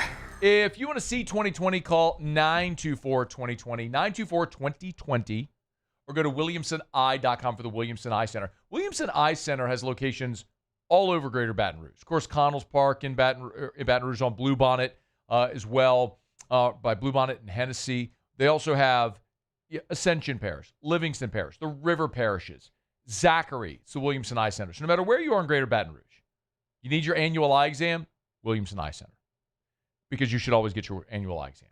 Maybe you wear contacts or glasses. It's time to update that prescription and get that prescription filled. Well, they have their optical shop. You need new lenses, new contacts. They can help you out there at the Williamson Eye Center as well. But if you want to ditch the contacts and glasses forever, you got to schedule a consultation with the Williamson Eye Center. Go see Dr. Blake Williamson and learn about what your options are. It's so much more than just LASIK, and there's nobody better than Dr. Blake at the Williamson Eye Center. Williamson, EYE.com. Ever wonder why cane sauce doesn't come in a pre-sealed packet?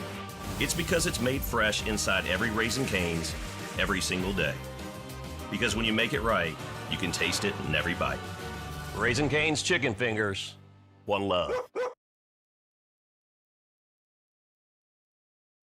Hi, this is Beth Serena. Welcome to my pool.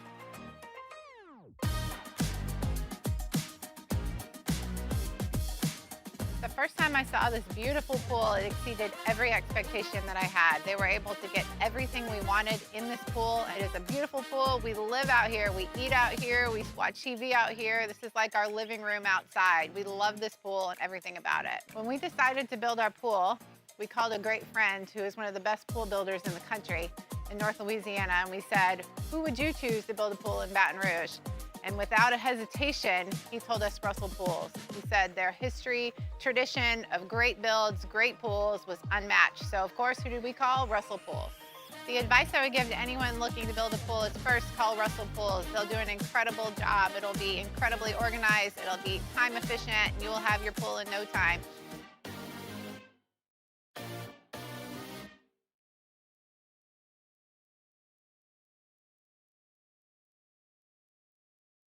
Natural gas from Atmos Energy is a gentle warmth that starts your day. The blue flame that turns simple ingredients into traditions. And the comfort of a shower that never gets cold.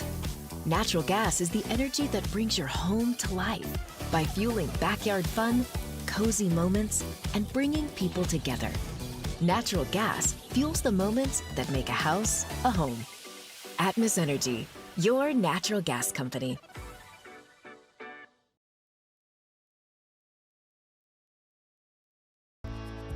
I've been in banking for over 35 years. I usually start about 7:30 in the morning, and I usually leave somewhere around 5, or if customers need me to meet them at their house or their business places, I don't mind going after hours. I have done churches, subdivisions, retail centers, hospitals, and nursing homes. And that's why we chose to live in this community, because of the values First American Bank has, that I can serve my community and my customers. I'm Lawyer Locke Meredith. We are honored and humbled to receive from our clients in Google. Based on 5-star client reviews, the designation of our law firm is highly recommended. Whether you hire us at all, please give us a call, 272-5555. You have nothing to lose. Hi, I'm Mitchell Meredith. Injuries happen when you least expect them to, making your life more complicated. At Locke Meredith, Sean Fagan and Associates, we know this, and we strive to help each of our clients during these times. Whether you hire us at all, give us a call at 272-5555.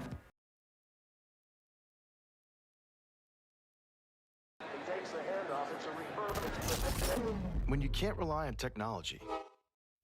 This is SportsCenter. I'm Christine Lisi. The Big Ten has become the first conference to ban football players who sign pro contracts from returning to play at its schools by passing a formal rule. Any team violating the rule would be subject to its head coach being suspended for 50% of its remaining games, plus an undisclosed fine. Former Browns tight end Daquan Wright cleared waivers today. He's expected to sign with LSU tomorrow. It will not be so easy for the SEC to follow what the Big Ten did, explains ESPN's Pete Thamel. The problem is there are state laws right now that have been enacted in the state of Louisiana specifically that allow players to do that. So if the SEC does follow the Big Ten's lead here and ban players from this path, you have to then potentially trump or overcome a state law. NFL Raiders coach Clint Kubiak didn't want to go into any details when asked about the severity of running back Ashton Genty's injury. Simply said he's on the mend. Genty is believed to have sprained his ankle over the weekend at practice. Bengals receiver Jamar Chase says he's fine after an injury scare at practice today in which he appeared to injure his left ankle. If you run a small business, you've got to try Gusto. Get unlimited payroll runs and get your payroll taxes filed automatically. Offer health insurance, 401k, and more. Get started for free at gusto.com.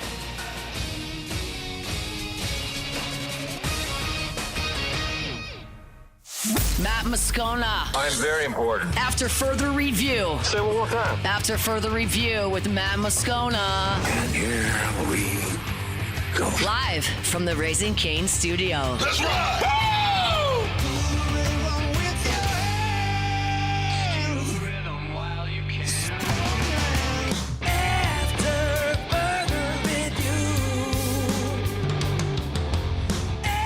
Hour 3, off we go. Welcome aboard. Glad you're with us. It's AFR, powered by Sunshine, your hometown John Deere dealer in Louisiana. I'm Matt. Love you, Matt. Paul O'Neill. They're chanting Paul O'Neill's name. Yusuf. And Mr. Toby Tomplay.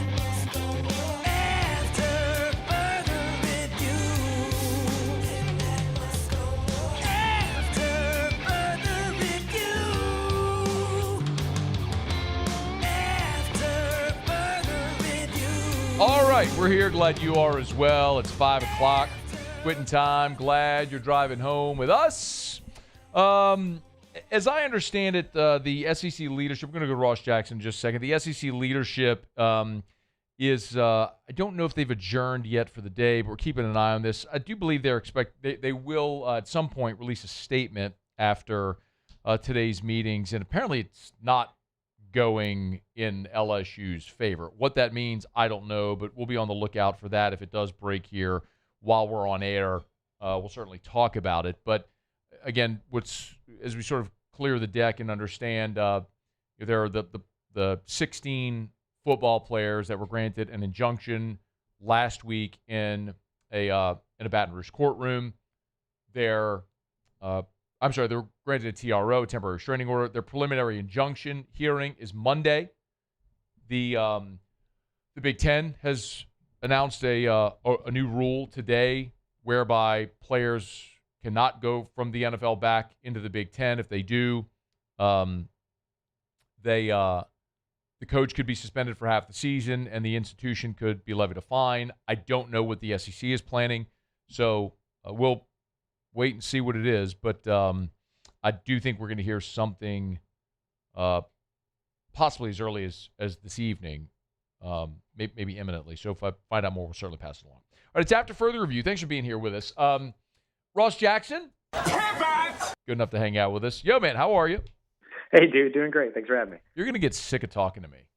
Saints No, not at all. Saints are going to start their season, and you're going to be like, thank God I don't have to go on with that guy every day anymore. No, I'm going to get at 5 p.m., and I'm just going to stare at my phone every day waiting and hoping that you guys call me. Why isn't Musso calling me? What's going on? I'm going to be texting him all the time. Why aren't you calling me? I'm available. Okay, today, 2 players on season-ending IR. Let's give everybody the deets. Yeah, so 2 knee injuries, one of which was a little bit of a surprise. Ty Chandler seemed to finish the game up against the Los Angeles Rams, but then wasn't on the practice field on Monday, and then ends up now going to season-ending IR. So, look, sometimes adrenaline gets the best out of players, and they stay on the field despite an injury and things like that. Maybe that's what happened. Maybe it's not. Maybe it wasn't something that maybe was bothering him then, but started bothering him after the fact. That happened with Julian Blackmon, first game of the year last year. And everything, it was a labrum injury, not a knee injury, but could be something like that. But Maliki Matsaval, he also went to injured reserve, and he took a pretty bad shot to the knee during that game. So that one looked not pretty as it was, but it wasn't a non-contact situation. It was, something that could have been avoidable with maybe, I don't know, better tackling, I guess. I'm not sure. But in any case, both of those guys ended up going to injured reserve. And those are guys that were making a play for potential roster spots, especially Maliki Matsaval, who was coming off of the practice squad and kind of looked like one of the guys in line to go from practice squad to active roster. And so a disappointing end for both of those guys before the season even gets going. But running back position is something that the Saints recently addressed. Tight end position is a very deep room, so they'll continue to see what they have and options at both of those positions. Okay, so it's certainly disappointing there. The Saints were back on the practice field today. However, what'd they do? Yeah, it was a little bit more of an active day today than it was yesterday, since yesterday was just a walkthrough. Today was kind of going through more situational moments. They worked some actual live drills, and by live I mean the ball and chains moved, not tackling or anything, but they put together some drives. They worked on kind of drive starters. They focused on kind of first down, second down, third down with fourth down available situations, things like that. And so kind of working some of the situations that gave them problems during the game against the Rams, and being able to get in and out of the huddle, and not having any penalties, doing so cleanly, things like that. They were pretty clean all throughout on both sides of the football throughout this practice, and so that seemed to be the big focus on their work. Ross Jackson's with us at Ross Jackson Nola. If you want to give him a follow, you can read him at louisianasports.net. You can always listen or watch Locked On Saints. As they move through this final week of the preseason, I know Kellen Moore met with reporters. Ross, are we expected to see any more from the starters this week? That is a decision that the Saints are going to make before tomorrow night's practice at Tulane. I would imagine that you're probably going to see some starters in that final game. That's how they handled it last year. Offensive starters played about 16 snaps right around there, with some exceptions, right? Guys rotating at heavy rotational positions.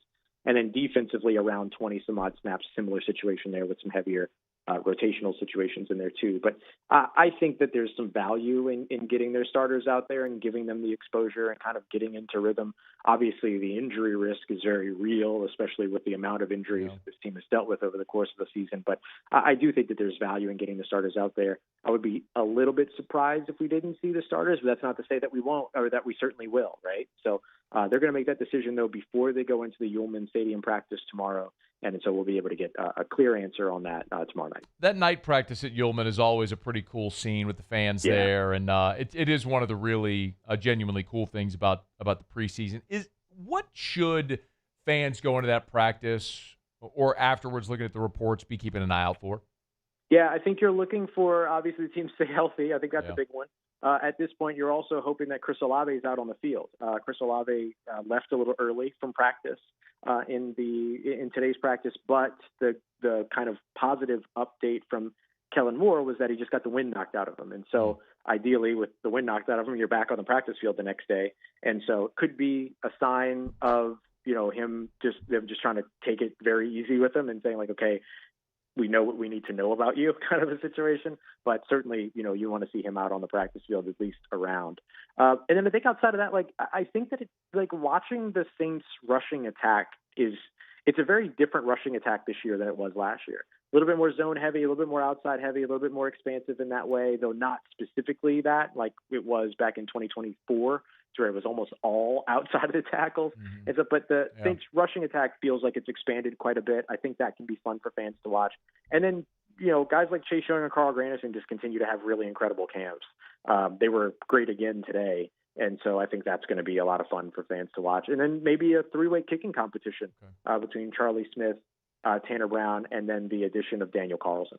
I am sure, Ross, at some point, I don't know this, I'm assuming, that you're going to put out a roster projection. What do you think are going to be your toughest position battle decisions to make as you hammer that out? Yeah, I think the interior of the defensive line is challenging now that some of the obvious answers aren't there, right? Brian Brzee and his injury, John Ridgway has been out for a little while now.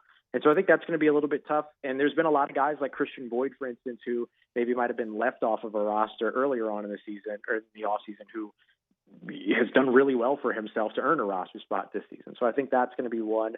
I think tight end just got a little bit more complicated because it felt like the Saints were on their way to keeping 4 on the roster. They might only keep 3 now. And so where does that extra roster spot go? I think that's going to be an interesting one. Obviously, quarterback is going to be interesting as well because we've seen positives on both sides of this thing when it comes to that one, whether it be training camp or preseason. I think those are probably going to be the hardest ones. Everything else, though, feels like the team's pretty set at this point. And really it's just kind of building out the depth. And so that's where, some hits and misses are going to happen in terms of, who ends up making the roster, who doesn't make the roster. And so obviously there's going to be some consideration there, but I think for the most part, this roster is pretty clear. All right, he's Ross Jackson, at Ross Jackson NOLA. If you want to give him a follow, Locked On Saints podcast, get it on YouTube or on podcast for free. And of course, you can read him over at LouisianaSports.net. Always great to visit. Thanks for the time, man. Thank you, buddy. Take care. Stay safe. Talk to you soon. All right, man. It's After Further Review. We're glad you're with us. We are brought to you by Shawbills Tire and Auto Service. ShawBillsTire.com. ShawBillsTire.com. With locations all over South Louisiana. Name brand tires at wholesale prices. They treat you like family, which keeps you coming back. They're just the best over at Shawbills. Mr. Charlie opened up back in 1968. They are coming up on their 60th anniversary here in a couple of years. I love that. But one of the other things, man, I love telling you about when you look at Shawbills, the way that they treat their customers, how they go the extra mile. Like, for example, August, you may not know this, August is brake safety month. So if you stop by Shawbills, you get a free brake inspection and $30 off per axle on brake pad replacement and rotor service with the code WEB, W-E-B, that's the code WEB. So you can schedule your service today over at Shawbills Tire and Auto Service, ShawBillsTire.com, ShawBillsTire.com. It's a web special only, so make sure you go check it out on their Facebook page, and you can see it right there. Take advantage of Brake Safety Month there at August at Shawbills, ShawBillsTire.com. Shawbills, we keep you rolling. All right, y'all, it is After Further Review. Thanks for being here with us. If you missed the open of the show today, I did my dead level best to try to break down as simplistically as I can exactly what has transpired here over the last 2 weeks, where it feels like it's LSU against everyone. The thing that continues to perplex me, and we'll wait and see what comes of this SEC leadership meeting with the presidents, and as I start to get a few things leaking out of there, it kind of feels like it didn't go well for LSU. Well, I don't know what that means. We'll see what that means. I'm expecting the SEC will release a statement tonight at some point with whatever their decision is. And what that means, the next course of action will be, I don't know. But the thing that for me is fascinating is so much of the focus has been on LSU, and I understand why, because LSU is a big brand and Lane Kiffin is a lightning rod. But Texas welcomed back Cole Hudson, an offensive lineman who had been in camp with the Browns and the Cowboys. He's back at Texas now. We told you earlier today, Arkansas added a player that was part of the injunction in Louisiana last week. Arkansas added to their roster. It extends beyond football. Missouri has added Mark Mitchell, who played at Kentucky a year ago, went pro, came back, and now he's entered the portal, and he's committed to Missouri. So this is far from like just an LSU Lane Kiffin thing. Lane was on McAfee earlier today and talked about Daquan Wright and said there were many schools, including SEC schools, that were heavily recruiting Daquan Wright, who picked LSU, and that makes sense, to join the offense where he had so much success a year ago with Kiffin and Charlie Weiss. So, we'll see what the SEC decides as a product of this. But I would assume that whatever the SEC decides, the real question, like the complicating factor, is Monday. Because if these players go to court on Monday and win their injunction, their preliminary injunction, well, does that override NCAA and potentially SEC rule? Remains to be seen. But if you want to catch any of that conversation, you can catch it on demand. AFR On Demand presented by Breck Golf. Book your tee time at golf.breck.org, golf.breck.org.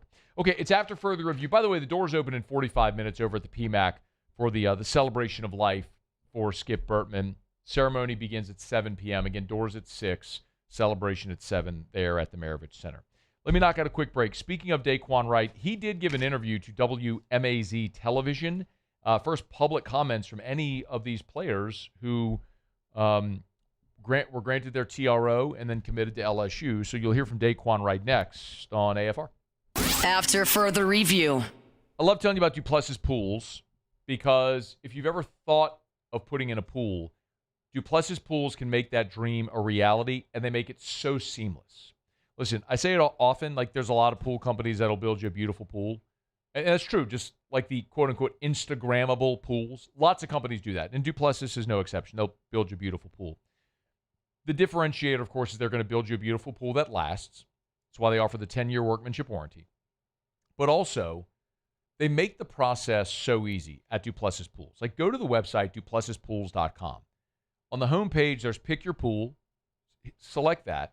There's 11 different pool designs. Choose whichever one you want. And then you can start to design your pool. Like, there's a whole list of features that you can just, at the tap of a button, boom, it instantly adds that feature in 3D real time. You want to add a spa, you want to add lights, you want to add a water wall, coping, decking, tiling. It's all there. Check it out at duplessispools.com. duplessispools.com. Community sailing is all about getting people in the New Orleans area out on boats, out on Lake Pontchartrain. Gulf Coast Bank helps us provide opportunities to get folks out who might not otherwise have the financial means to come sailing. Auctions in August is an online fundraiser that helps nonprofits like us service the community. Bidding through Auctions in August is a lot of fun because there's so many different items. There's something for everyone, so you're sure to find something that relates directly to you that you'll enjoy bidding on, and you get to help out the community. People think it's all about game day, but the real work happens in the off season. And we need a healthcare team that works as hard as we do. At FMOL Health, our lay of the lake, we take care of LSU football year-round. We trust the lake.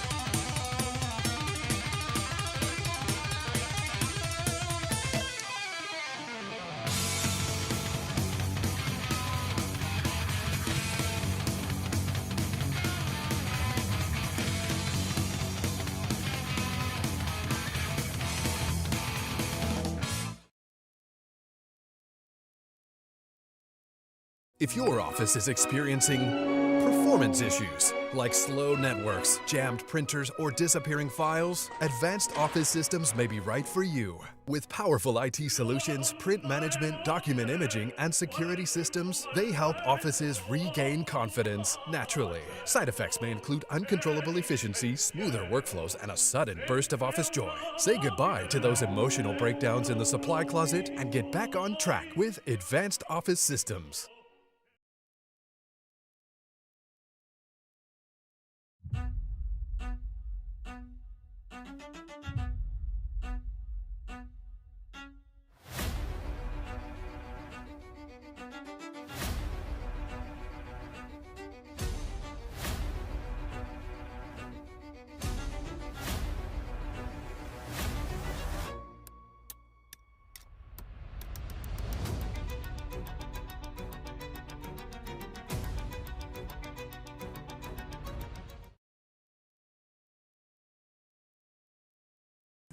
My name's Mike Krumholt, and I've been with First American Bank for 4 years.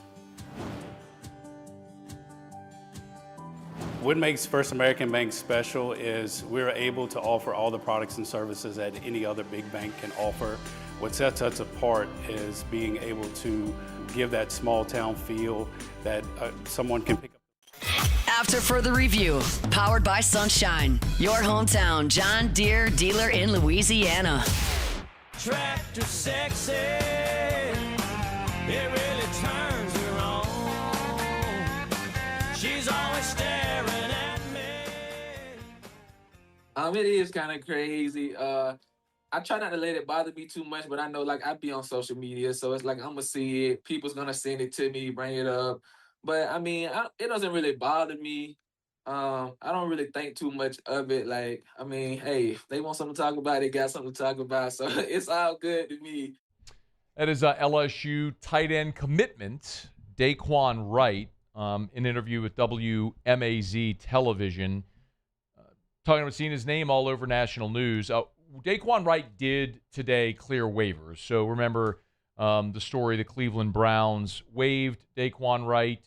He cleared waivers, meaning he's a free agent, so he's not signing to a practice squad anywhere or signing on anywhere else. He is committed to rejoining LSU. His agent, Drew Rosenhaus, the one who confirmed that. The seeming last hurdle to clear is what's going to happen with the conference, provided on Monday that Wright and the other 32 college athletes are granted their preliminary injunction. I got a text from Nathan into the show. He said, Matt, sorry if you already covered this. He said, my question is, how far is LSU willing to take this? Going to war with the SEC? Is the juice worth the squeeze? Is there any other sort of possible resolution? So, Nathan, it's a really good question, and it's a very thoughtful question. I like the way he posed it. And there's two parts of that, but there's one important clarification. LSU is not going to war with the SEC. I know it seems that way. And I know that's what the public perception is. But LSU is not the plaintiff in this lawsuit. It's the 33 student athletes. Now, did they have help? Maybe some guidance from LSU counsel? Probably. I'm not stupid. I'm not naive. Yes. But LSU isn't suing the NCAA. And LSU, in turn, wouldn't be suing the SEC. LSU isn't going to war with the SEC. Now, LSU's leadership may stand in opposition of some of the rest of the league with how to proceed. It's worth noting, Pete Golding on Monday. Can we play this, please?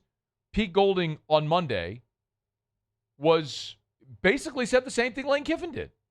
I think this one's unique based on the timing of things, kind of like we talked about in the last press conference. Is all right, here were the guidelines in which you were responsible for managing a roster, and there's numbers and there's specific things that obviously you got to do to put yourself in a position to win. So I think from the very beginning, some of these guys that have become available to the outside looking in don't always fit a need, all right, where we're at. And that's kind of what I said last week. Is like from an injury component, there are things that you've had some banged up spots to where obviously if this is what we're going to do and this is what everybody's doing, within the framework of college football, then there's certain spots that obviously we would have interest in too. And there are certain spots to where we filled with really good players that have gone through a spring and gone through a summer and done everything the right way, that obviously there's not a need there. I'm not going to get into my feelings of what I think it does for the sport. I don't think we got enough time right now to do all that type of stuff, but I think all of us obviously have a responsibility to our current roster, and then there's a responsibility in the chair that you're in also to produce a really good football team.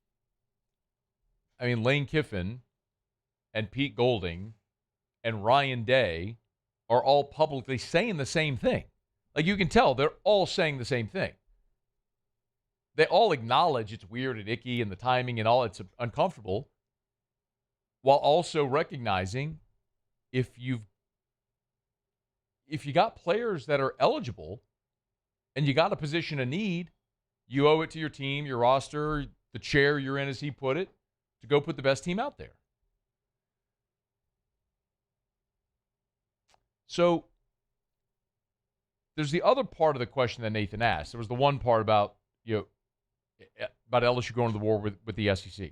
LSU isn't going to war with the SEC. These players are suing the NCAA for an injunction. And I'm just talking legalities, okay? I'm not giving you an opinion. I'll always give you an opinion, but I'm just talking functionally what's happening here. So if the players win their injunction on Monday, that overrides the NCAA. If the SEC steps up and does something similar to what the Big Ten did today, and by the way, I do not know what that is. The Big Ten today passed a rule which says if you bring one of those players back, I'm paraphrasing, but you bring one of those players back, coach can be suspended for half the season and will fine the institution. Okay, that's going to get a lot of people's attention. Like, coaches don't want to be suspended for half the season. So, and I don't know that that's what the SEC can or would do. But if that does happen, would the players then file suit against the league? Maybe.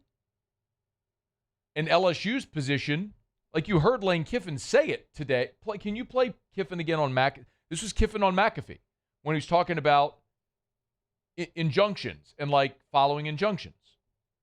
So all court orders have been followed. So I think you're going to get in a really interesting situation if now, as a conference, you start to say, well, we're not going to follow this court order that's been issued. And we're going to say that these kids that the court says can go anywhere, we're going to say, no, you can't. That's some issues there, Pat. Lane saying, you're setting precedent right now and picking and choosing which ones you like, which ones you don't like. That's going to be a fascinating story as you set a precedent here against. Doesn't work like that, Pat. You can't decide, hey, I like that injunction. I don't like that one. You know, like that player I kind of like, and I like the way that they got him eligible. And so we're going to follow those rules, but not these. You know, that really doesn't work that way. So where he started there was, let me finish my point. It's pretty clear when you listen to Lane that LSU's approach is and is going to be, we're going to follow the court order. Whatever the court says, we're going to follow that. So if the court makes the players eligible, we're going to play the players.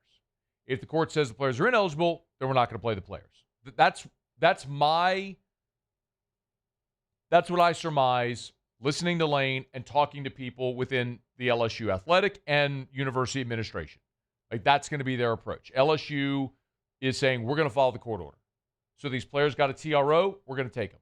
If the players get the injunction on Monday, we're going to take them. If the players don't get the injunction on Monday, they're not going to take them.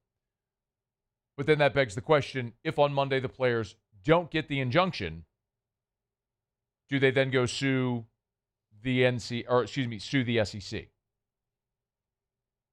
Maybe. I don't know.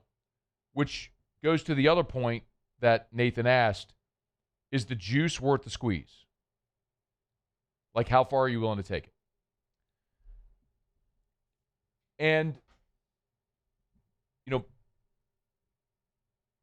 there's two different factors that have to answer that question. One is the student athlete. The answer for the student athlete is obvious. Of course it is. Because look at all the student athletes that have gone to court to try to gain eligibility. Why did Trinidad Chambliss fabricate, embellish a medical story when he had tonsillitis? And the NCAA, time and again, denied his appeal for a medical waiver. Time and again, the NCAA said no. And then he went to court. Why? Because he's going to make $6 million this year at Ole Miss. Wouldn't you? If there was $6 million on the line? I'm not saying I agree with the decision, but I get it from the player's perspective. So, from the player's perspective, yeah, the juice is worth the squeeze. And if you're LSU at this point, what their approach is very clearly is they'll accept the court order, whatever the court order is. And so if the players keep going and they get eligible, then LSU's going to play them. How far are the players willing to take it? It's worth it for them. Is it worth it for LSU? I don't know. But, you know, whenever you look at LSU and, you the relationship with the SEC as far as that goes in this instance.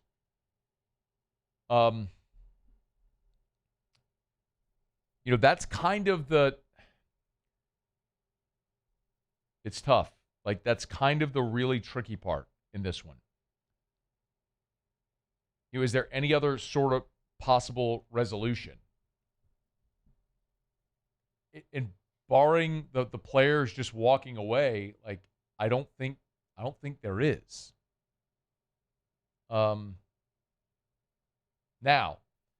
the other part of it, it's what I've said all along, which is the adults in the room could stand up and say, I don't care if you have a court order. We're not playing you. Because a school doesn't have to admit that student athlete to their school, and they certainly don't have to let them play on their football team. Like, there's no God-given right. There's no law saying you have to admit this person to school and play them on your football team. You can say, you can do what Dan Lanning said. Dan Lanning said yesterday, point blank, we're not interested in that. So they're not recruiting any of these guys. Legally, they could, but they're not. So LSU could take the same approach and say, yes, you got a court order. You're eligible. We're not interested. We're not playing you. They're clearly not willing to do that. And someone with a strong understanding of the legal proceedings involved here surmise that the school could then potentially face legal proceedings from the player if they deny that player access. Now, I don't know if that's true, but that's one of the arguments I heard from someone with a deep legal background and understanding of these proceedings. So, look, man, LSU's going to play Clemson a week from Saturday. My feeling all along has been they keep going to court to get these players this injunction. I think it's always felt like they're going to get the injunction, and if they have the injunction, then LSU's going to play these players. But the SEC, it's pretty clear at this point, is staunchly standing in the way of letting that happen. I got a little derailed there because I wanted to let you hear from Daquan Wright, but with the SEC president's meeting adjourning and apparently not going well for LSU, had that question. I thought it was interesting to at least go that route. It's after further review. We are brought to you by Relief Windows and ReliefWindows.com. Windows, doors, siding, shutters, and shades. Relief Windows and ReliefWindows.com. It's 93 degrees right now. It's 5:30 in the evening. It's 93 degrees. Heat index, triple digits. You know what that means? It means your AC's churning. It means your energy bills are going up. You want to know a way to keep those energy bills low? Invest in your home with energy-efficient replacement windows from Relief Windows. It's easy, y'all. They'll come out, they'll measure twice, install once, every window custom-made for the exact specifications of your home. They're energy-efficient windows. They do a very cool test where you can see they'll put a lamp above a regular glass pane window in their energy-efficient window and a thermostat underneath it. So you can see the temperature difference between the two. So you reduce the costly air leaks. You have energy-efficient windows. It'll cool your home, make your home more energy-efficient, lower your energy bills, and it'll increase your home's resale value. It's Relief Windows. Windows, doors, siding. Oh, yeah. They do shutters, too, and roller shades. It's Relief Windows and ReliefWindows.com. All right, it's after further review. Jimmy's going to be here in about 15 minutes for Otter Locks, so stick around for that. Daquan Wright did talk about his process, when he decided to return for a fifth year, what he wants to get out of a fifth year, all that sort of stuff. We will let you hear from Daquan Wright when we come back. My apologies. I got a little derailed right there. We'll do that as we continue on AFR. After further review. Get Gordon. Get it done. Gordon McKernan Injury Attorneys, where right now the Get Gordon Billboard Design Contest is going on. Go to getgordon.com/billboards. Getgordon.com/billboards. Getgordon.com/billboards. Love it. Submit your billboard design, and you can win up to $2,000 in prizes, courtesy of Gordon McKernan Injury Attorneys. There's an adult division and a children's division. Submit your designs. You can win up to $2,000 in prizes. Get creative. No AI. Get creative. No AI. And not only could you win the prizes, but you'd see your billboard actually on the side of the road on the interstate. That's really cool as well. It's the Gordon McKernan Injury Attorneys Billboard Design Contest. Got to submit by September the 20th. So we're inside of a month, but you got a little time. So get those creative juices flowing and get Gordon. GetGordon.com/billboards. Get Gordon and get it done.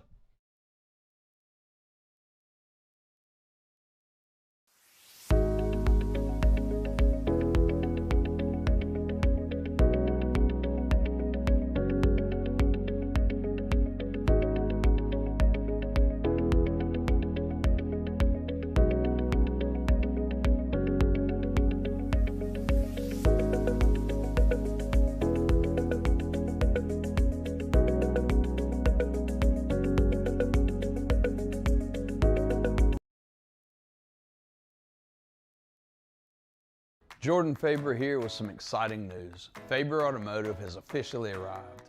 We're proud to introduce your new hometown dealership, Faber Chevrolet GMC. That means more inventory, better deals, and the same great local team. Now backed by the trusted Faber family name. Whether you're shopping or servicing, you'll feel the difference from day one. Allow us the opportunity to earn your business. Fabry Chevrolet GMC. Visit us in St. Francisville or online at FabryChevrolet.com. At Southern Classic Chicken, we take pride in serving the freshest, seasoned, and marinated hand-breaded fried chicken. Drive through today and pick up a family box or one of our classic combos and enjoy a true Southern Classic. Order online and download our loyalty app to start earning those crispy and juicy rewards. Loyalty matters. I'm Lawyer Locke Meredith. We are honored and humbled to receive from our clients in Google. Based on 5-star client reviews, the designation of our law firm is highly recommended. Whether you hire us at all, please give us a call, 272-5555. You have nothing to lose. Hi, I'm Mitchell Meredith. Injuries happen when you least expect them to, making your life more complicated. At Locke Meredith, Sean Fagan and Associates, we know this and we strive to help each of our clients during these times. Whether you hire us at all, give us a call at 272-5555.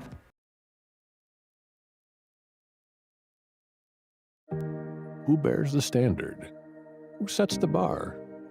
It's not those satisfied by low-hanging fruit or by taking it easy.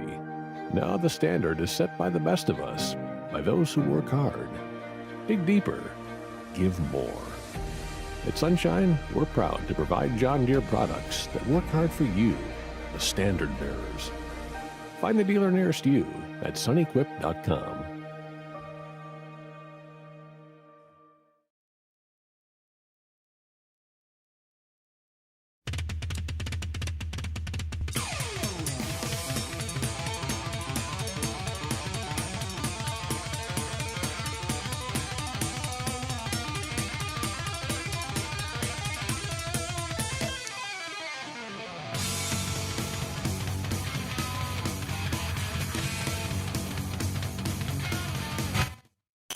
After further review, powered by Sunshine, your hometown John Deere dealer in Louisiana.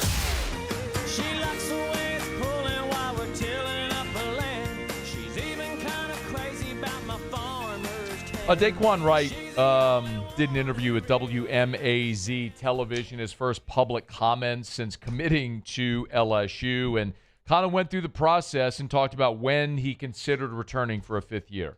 Like after our college season was over, like last season, I really had no intentions of coming back for another year. Like I was hearing about it, like it was little things out there, of people talking about it, but it was never just set in stone. So you never really knew. So my focus was just the NFL. So really not until a couple weeks ago when they actually brought it back up again and actually passed it, that's when I was okay, now I'm just looking at the situation I'm in. And if I can go back another year, then it would be very helpful and beneficial to me. The one thing that I wonder about these NFL guys, and I've heard Hester and Flynn talk about it on Off the Bench, and I believe they're right. I mean, they obviously played in the NFL. They would know far better than me from firsthand experience. But if you follow the NFL, I think you know this to be true as well, just on the periphery. Even just look at the Brendan Sorsby situation. Brendan Sorsby thought he was going to go into the supplemental draft and go in the NFL, and the NFL was like, no, we're good. They don't need Brendan Sorsby. And so I look at Daquan Wright and some of these other guys, Xavier Harris, potentially Jack Pyburn. If they come back to college and then next year want to go back to the NFL, does the NFL blacklist them?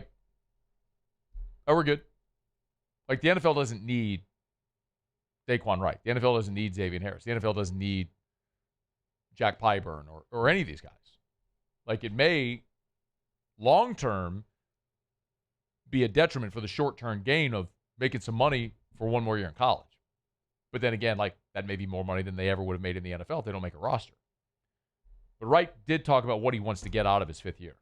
Really just want to just make the best of this opportunity that I get, because it's definitely a blessing. Like, nobody really knew, like, this was going to happen. So definitely just make the best of the opportunity and just show, like, how much I've grown. Like, not just as an athlete, like, as a person and as a leader. So, yeah, I just want to do that for real. And just finish my career knowing that I just gave everything I had and there are no regrets after this. And one more, again, this is Daquan Wright, former Ole Miss receiver who is committed currently to LSU. Talked about this whole situation potentially leading to just a better overall process and structure in college football. See it continue to, like, evolve, but also just have, like, better structure. Because some people, like, a lot of people want to put the blame on us athletes, but, like, it's also bad timing within, like, the people that are giving us the 5th year. Like, it's just bad timing by them. Like, if they were going to pass this, they should have did it a long time ago. Like, they should have did it earlier this year instead of, like, letting people get 2 teams to where it is looking like, oh, now you're just leaving the team, going back to college and stuff like that. So really just, like, better structure of it. That's certainly the argument. So we'll wait and see. Again, the SEC leadership met today. It's a 2-day meeting in Birmingham that was previously scheduled. It was already scheduled, and they were expected to discuss self-governance. But all of this conversation sort of overtook that meeting. As I understand, I referenced it earlier, Dr. Roos flew to Birmingham today to take part in these meetings. He is flying back to be at the Skip Bertman Celebration of Life this evening at the Maravich Center, and then we'll be going back to Birmingham. I do expect that the SEC is going to release a statement based on whatever might have been discussed today or into tomorrow, so we'll wait to see what the league says. But general feeling was that it was not going in LSU's favor in this respect, or the players, so we'll see. All right, it is after further review. Thanks for hanging out with us here. Jimmy just texted me. He's at the Maravich Center for Skip Service, so he will not be joining us on the show. We'll run through auto locks. They are posted over at LouisianaSports.net. Hey, real quick, let me let's give a shout out to Todd Graves and the Raising Cane's. They so they're celebrating 30 years of Raising Cane's. They opened their doors in 1996 at what they call the Mothership, the original location on Highland through the North Gates of LSU. And today they had an invite-only appearance by Todd at the Mothership to sort of tour members of the media through not only the restaurant, but also through what is now a pop-up museum. So it was pretty incredible. I think a lot of people know the story of Cane's, and we're obviously in the Raising Cane's studio, but that they opened the original location. Todd opened the original location right there through the North Gates of LSU, and there was an apartment sort of in the little building behind it above Raising Cane's where he lived. It was sort of the office and everything like that. Well, they have preserved that, the apartment Todd lived in, the offices, all that sort of stuff, and they've turned it into the bottom floor into a museum, the timeline of Cane's and a lot of memorabilia like Todd's hard hat when he was a Boilermaker. And this is the most incredible thing. They actually, oh, by the way, this guy made this cake. Look at this cake. He's from Baltimore. He did a 30-year anniversary cake. Go full screen. That's a cake. The briefcase at the bottom, the hard hat, the fish, the Cane's meal, like all that is a cake. It's incredible how he built it out. He said he put about 50 hours into making this cake. It's unbelievable. How is that balancing? I have no idea. That's incredible. It's on my Twitter. If you want to go see it, I'll put it on Instagram as well, but you go see it. It's incredible art. But the most incredible thing, I haven't shared a picture of it yet. I have it on my phone. That I need to redo it. I'll put it up there. So, you know the story about how Todd worked on a fishing boat in Alaska, right? We all know that story by now? Yeah. So, to get the money for Cane's and all. The CEO found the boat. The actual boat. The actual flipping boat that Todd fished on. It's called the Sally Mae. Hang on, I have a picture of it. Hang on, I'm going to tell you exactly. Well, that's cool. The Margaret May. Margaret May. The Margaret May. Maggie May. So tracked down the boat, which was no longer in use from his 30-year-old boat. Sam, anyway, tracked down the boat, bought it, gave it to Todd. It's over at the mothership. So if you go tour the museum, and it's free. I think it's only going to be open for a month. Like, it's a pop-up. So you can go through the whole deal, and you can see the freaking boat that Todd Graves fished on in Alaska. That's crazy. Like, legit crazy. They should just, like, park that in the parking lot at Mothership. Just have it there. And it might. Whatever. But anyway, so y'all get on by Cane's. Again, like I don't know what time of day it's open, but it's free. And so they turn the building behind Cane's into a Cane's museum. You can walk through. I got to do it earlier. So I got to walk through the timeline of Cane's, a lot of Todd's stuff. You can see the office, how it was, whatever, all that. So really cool, man. Congrats to Todd Graves in 30 years. Incredible. He and his family have been awesome. They're the pillars in this community. And they continue to live here despite the fact that he's a godzillionaire. I mean, he talks about the people in Baton Rouge being home, and his friends are here, and he loves popping into restaurants and knowing his people. It's a great story. I mean, it's an amazing story. But freaking guy hangs out with Snoop and Leo DiCaprio. He lives in Baton Rouge. He loves it here. So I love that, man. So congrats to Todd and all the folks over at Kane celebrating 30 years. Again, go check out the pop-up museum. I'm sure they'll have it on social media and all. Cane's when you can pop into the mothership and see the museum, like what hours it's open and everything like that. But it's free, so go check it out. All right, it's after further review. Thanks for hanging out with us here. Let's knock out our final break of the show. We'll come back and we'll do Otter Locks on AFR. AFR. REV, Rev Fiber. RevFiber.com, RevFiber.com. Rev, the official internet service provider of LSU Athletics. RevFiber.com, R-E-V, RevFiber.com. Man, I love telling you about Rev because they're a great local business. One of the things that I love to get to do here is talk about great local businesses and great local business owners and operators. Of course, you know Trustee Leindecker, who's a great friend and been great to us. And look, whenever Rev laid fiber in our neighborhood, I mean, Eric and I switched immediately to Rev, and they've been outstanding. Internet, home automation, security, cable, phone. If you have all that. So not only for your home, but for your office as well. So, I mean, look at Parrish Construction and Roofing. We're Rev customers as well. So you want to save on your bottom line every month on all that expense at your business? Rev Fiber. RevFiber.com. RevFiber.com.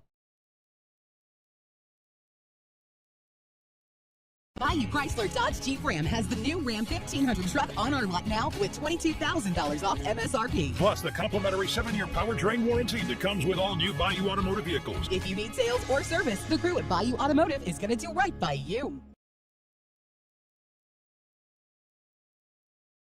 At Relief Windows, we're more than windows. We're windows, doors, hardy plank, and vinyl siding. But our number one product's always customer satisfaction. Come visit us at reliefwindows.com. By the way, we do shutters too.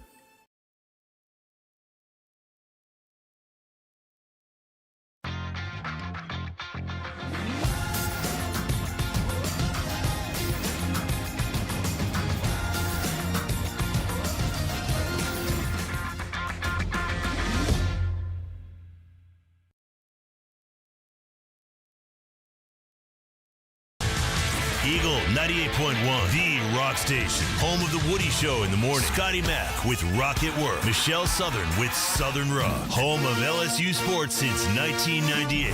And rock for Baton Rouge since 1985. Take us anywhere with the Eagle 98.1 app. To join our VIP fan club, text ROCK to 225-499-9898. Eagle 98.1, the rock station.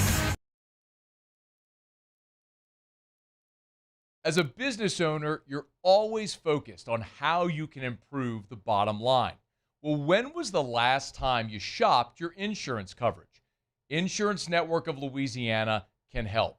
If you're a business owner, let my friends at Insurance Network of Louisiana see if they can find you better coverage for less money. They always offer exceptional customer service and partner with only the.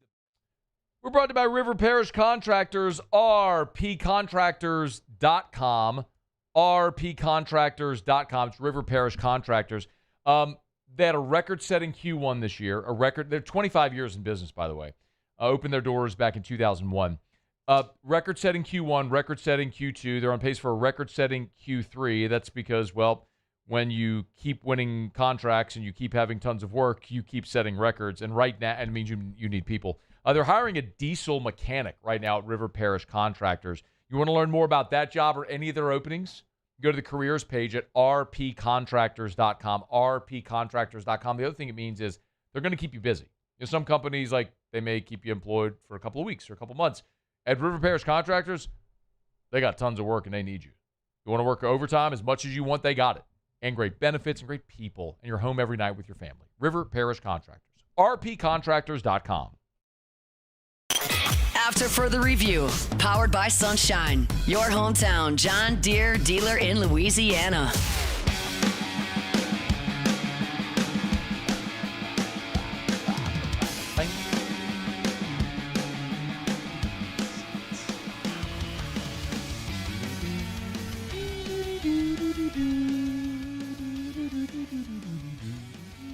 Down the stretch we come. Final segment here on a Tuesday edition of AFR, powered by Sunshine, your hometown John Deere dealer in Louisiana. As always, big shout out to our friends over at Sunshine. If you want a Deere, bunky and below, there's only one place you're going. You're going to Sunshine, your hometown John Deere dealer in Louisiana. Proud partner of LSU Athletics. We always get to Otter Locks. Jimmy is over at Celebration of Life for Skip Bertman. Doors opening here in about 10 minutes from right now at the Maravich Center. As a matter of fact, I was looking. I knew they were doing this, which was a great idea. I think it might have been Michael Papajohn's idea. I hope I didn't get that wrong. But I saw a video where I think Jacques posted the video of Ronnie Rance handing out pieces of rope. Yeah, here it is. So in honor, obviously, of Hold the Rope, which was Skip's sort of saying, and they went and bought and cut thousands of pieces of rope to hand out to everyone that was going to the Celebration of Life tonight. So there's Jacques posted the video of Ronnie Rance handing out the little pieces of rope to people as they come in. So a really, really awesome thing. And look, you got an hour. Would highly recommend if you could. Get on by the Maravich Center tonight. It's one of those once in a lifetime things. Skip gave us all so much, so many memories, reasons to cheer. LSU, by and large, is what it is today because of Skip. I mean, not only the 5 baseball national titles, what the baseball program is, but his time as athletic director. We had Nick Saban on a few Fridays ago when Skip passed, and I mean, he said it better than I could. Facilities at LSU were not good. Skip implemented the Tradition Fund, which allowed LSU to raise money, to bond it, to be able to build all the facilities, which has helped set LSU up for what it has become over the last quarter century. So it's a great opportunity to show the family, former players, those that knew and loved Skip like all of us did, a fitting farewell. As I understand it, Lori Bertman is going to speak tonight. Bill Franquez, of course, is going to MC. Who else? I believe Ben McDonald's going to speak. Jay Johnson's going to speak tonight. I'm not sure who else, but it'd be a great way to honor Skip. I know at 6 o'clock, whenever the doors were set to open, they were going to play the Hold the Rope documentary inside of the Maravich Center for everybody to watch as the former player gathering at the Maravich Center underneath and what they call the dungeon underneath. They were meeting from 4:30 to 6:30, and then they were going to process in for the Celebration of Life, which will start at 7. So hopefully a fitting and worthy farewell to Skip Bertman tonight there at the Maravich Center. So get on by if you can. All right, it is after further review. Thanks for hanging out with us here. We always wrap up the show with Otter Locks. We'll do that in a second. I'll remind you about Arco Power Systems, ARCCO. Arco.com, Arco.com. Remember, this is industrial Generac generator power. That's Arco Power Systems, ARCCO, Arco.com. No matter where you are, they're based in Baton Rouge, but north to Little Rock, east to Mobile, west to San Antonio, draw a giant circle. If you have a business, an industrial, a commercial facility in that circle, you ask yourself the question, when the power goes out, what happens to your business? Arco. Everything's turnkey. Sell, service, install, rent. your Generac Industrial Generator. It's Arco Power Systems. ARCCO, arco.com, arco.com, arco.com. Okay, the SEC has released their statement, fitting like here as we're going off the air. I figured this was going to happen. Very quickly, following the meetings with the presidents and chancellors, the SEC will enforce the following.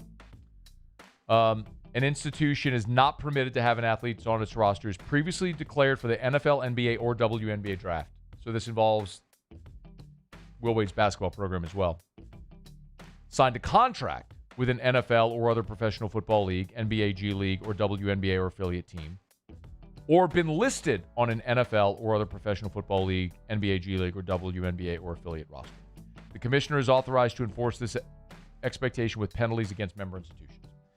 So it does not say what the penalties are, but this statement from the SEC would prohibit any of those athletes from playing at LSU or any of these any member institutions. The question now is, okay, what do the players do? Do the players seek action against the SEC? Whew. Buckle up. AFR. As we get on down the road, we remind you about FMOL Health, Our Lady of the Lake, championship health partner of LSU athletics. As we gear up for football season right around the bend, of course, the Lake will be there, and their amazing medical team and staff to care for the Tigers. But that same great care that's available to the Tigers is available to everyday champions like you and me. I'll tell you about my personal health journey all along. And as a member of the Our Lady of the Lake Men's Health Clinic, Dr. Kurt Chastain, Dr. Tyler Boudreau, Dr. Oscar Schoenfeld, that group, that's my primary care physician. Like when I was having appendicitis, I drove myself to Our Lady of the Lake Men's Health. And then Dr. Boudreau was like, we take you to the ER. Wheeled me over to the lake. They got me in. Dr. Mo performed my surgery. Awesome. If it's emergency care, if it's heart, stroke, cancer, pediatrics, I trust the lake. FMOLhealth.org/LSU. Our Lady of the Lake and LSU. Together, we roar. Bayou Ford has 0% APR with no payments for 90 days and $1,000 down payment assistance on select 2026 Ford models. Plus the complimentary 7-year powertrain warranty that comes with all new Bayou Automotive vehicles. If you need sales or service, the crew at Bayou Automotive is going to do right by you. Transform your living space with Lacoste & Young Remodeling and take your home from outdated to outstanding. Redefine your kitchen for the ultimate culinary experience or elevate your daily routine with a spa-worthy bathroom retreat. Our skilled team brings 3D modeling to life to ensure your vision becomes a reality. We believe luxury should be accessible and offer tailored solutions to fit your budget without compromising quality. So contact us today for a free estimate. Lacoste & Young Remodeling, providing perfect solutions for your dream home. The Ascension Parish Sheriff's Office protects and serves over 132,000 residents across the parish. Keeping our community safe is our mission, and Rev Fiber plays a critical role in how we respond. Whether it's training in our special divisions, forensics investigations, or fielding emergency calls in our operations center, Rev Business connects our teams in real time, which is why we partner with Rev Business. Get 6 months free of Rev Business services. Call or click today.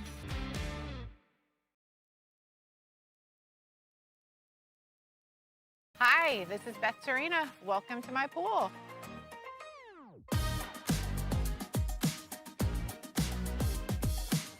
The first time I saw this beautiful pool, it exceeded every expectation that I had. They were able to get everything we wanted in this pool. It is a beautiful pool. We live out here, we eat out here, we watch TV out here. This is like our living room outside. We love this pool and everything about it. When we decided to build our pool, we called a great friend who is one of the best pool builders in the country in North Louisiana, and we said, who would you choose to build a pool in Baton Rouge?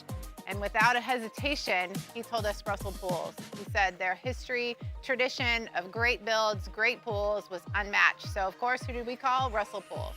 The advice I would give to anyone looking to build a pool is first call Russell Pools. They'll do an incredible job. It'll be incredibly organized. It'll be time efficient. And you will have your pool in no time.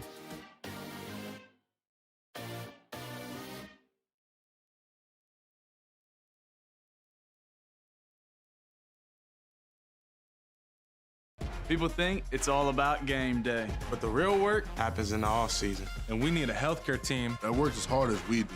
At FMOL Health, our Lay of the Lake, we take care of LSU football year-round. We trust the Lake.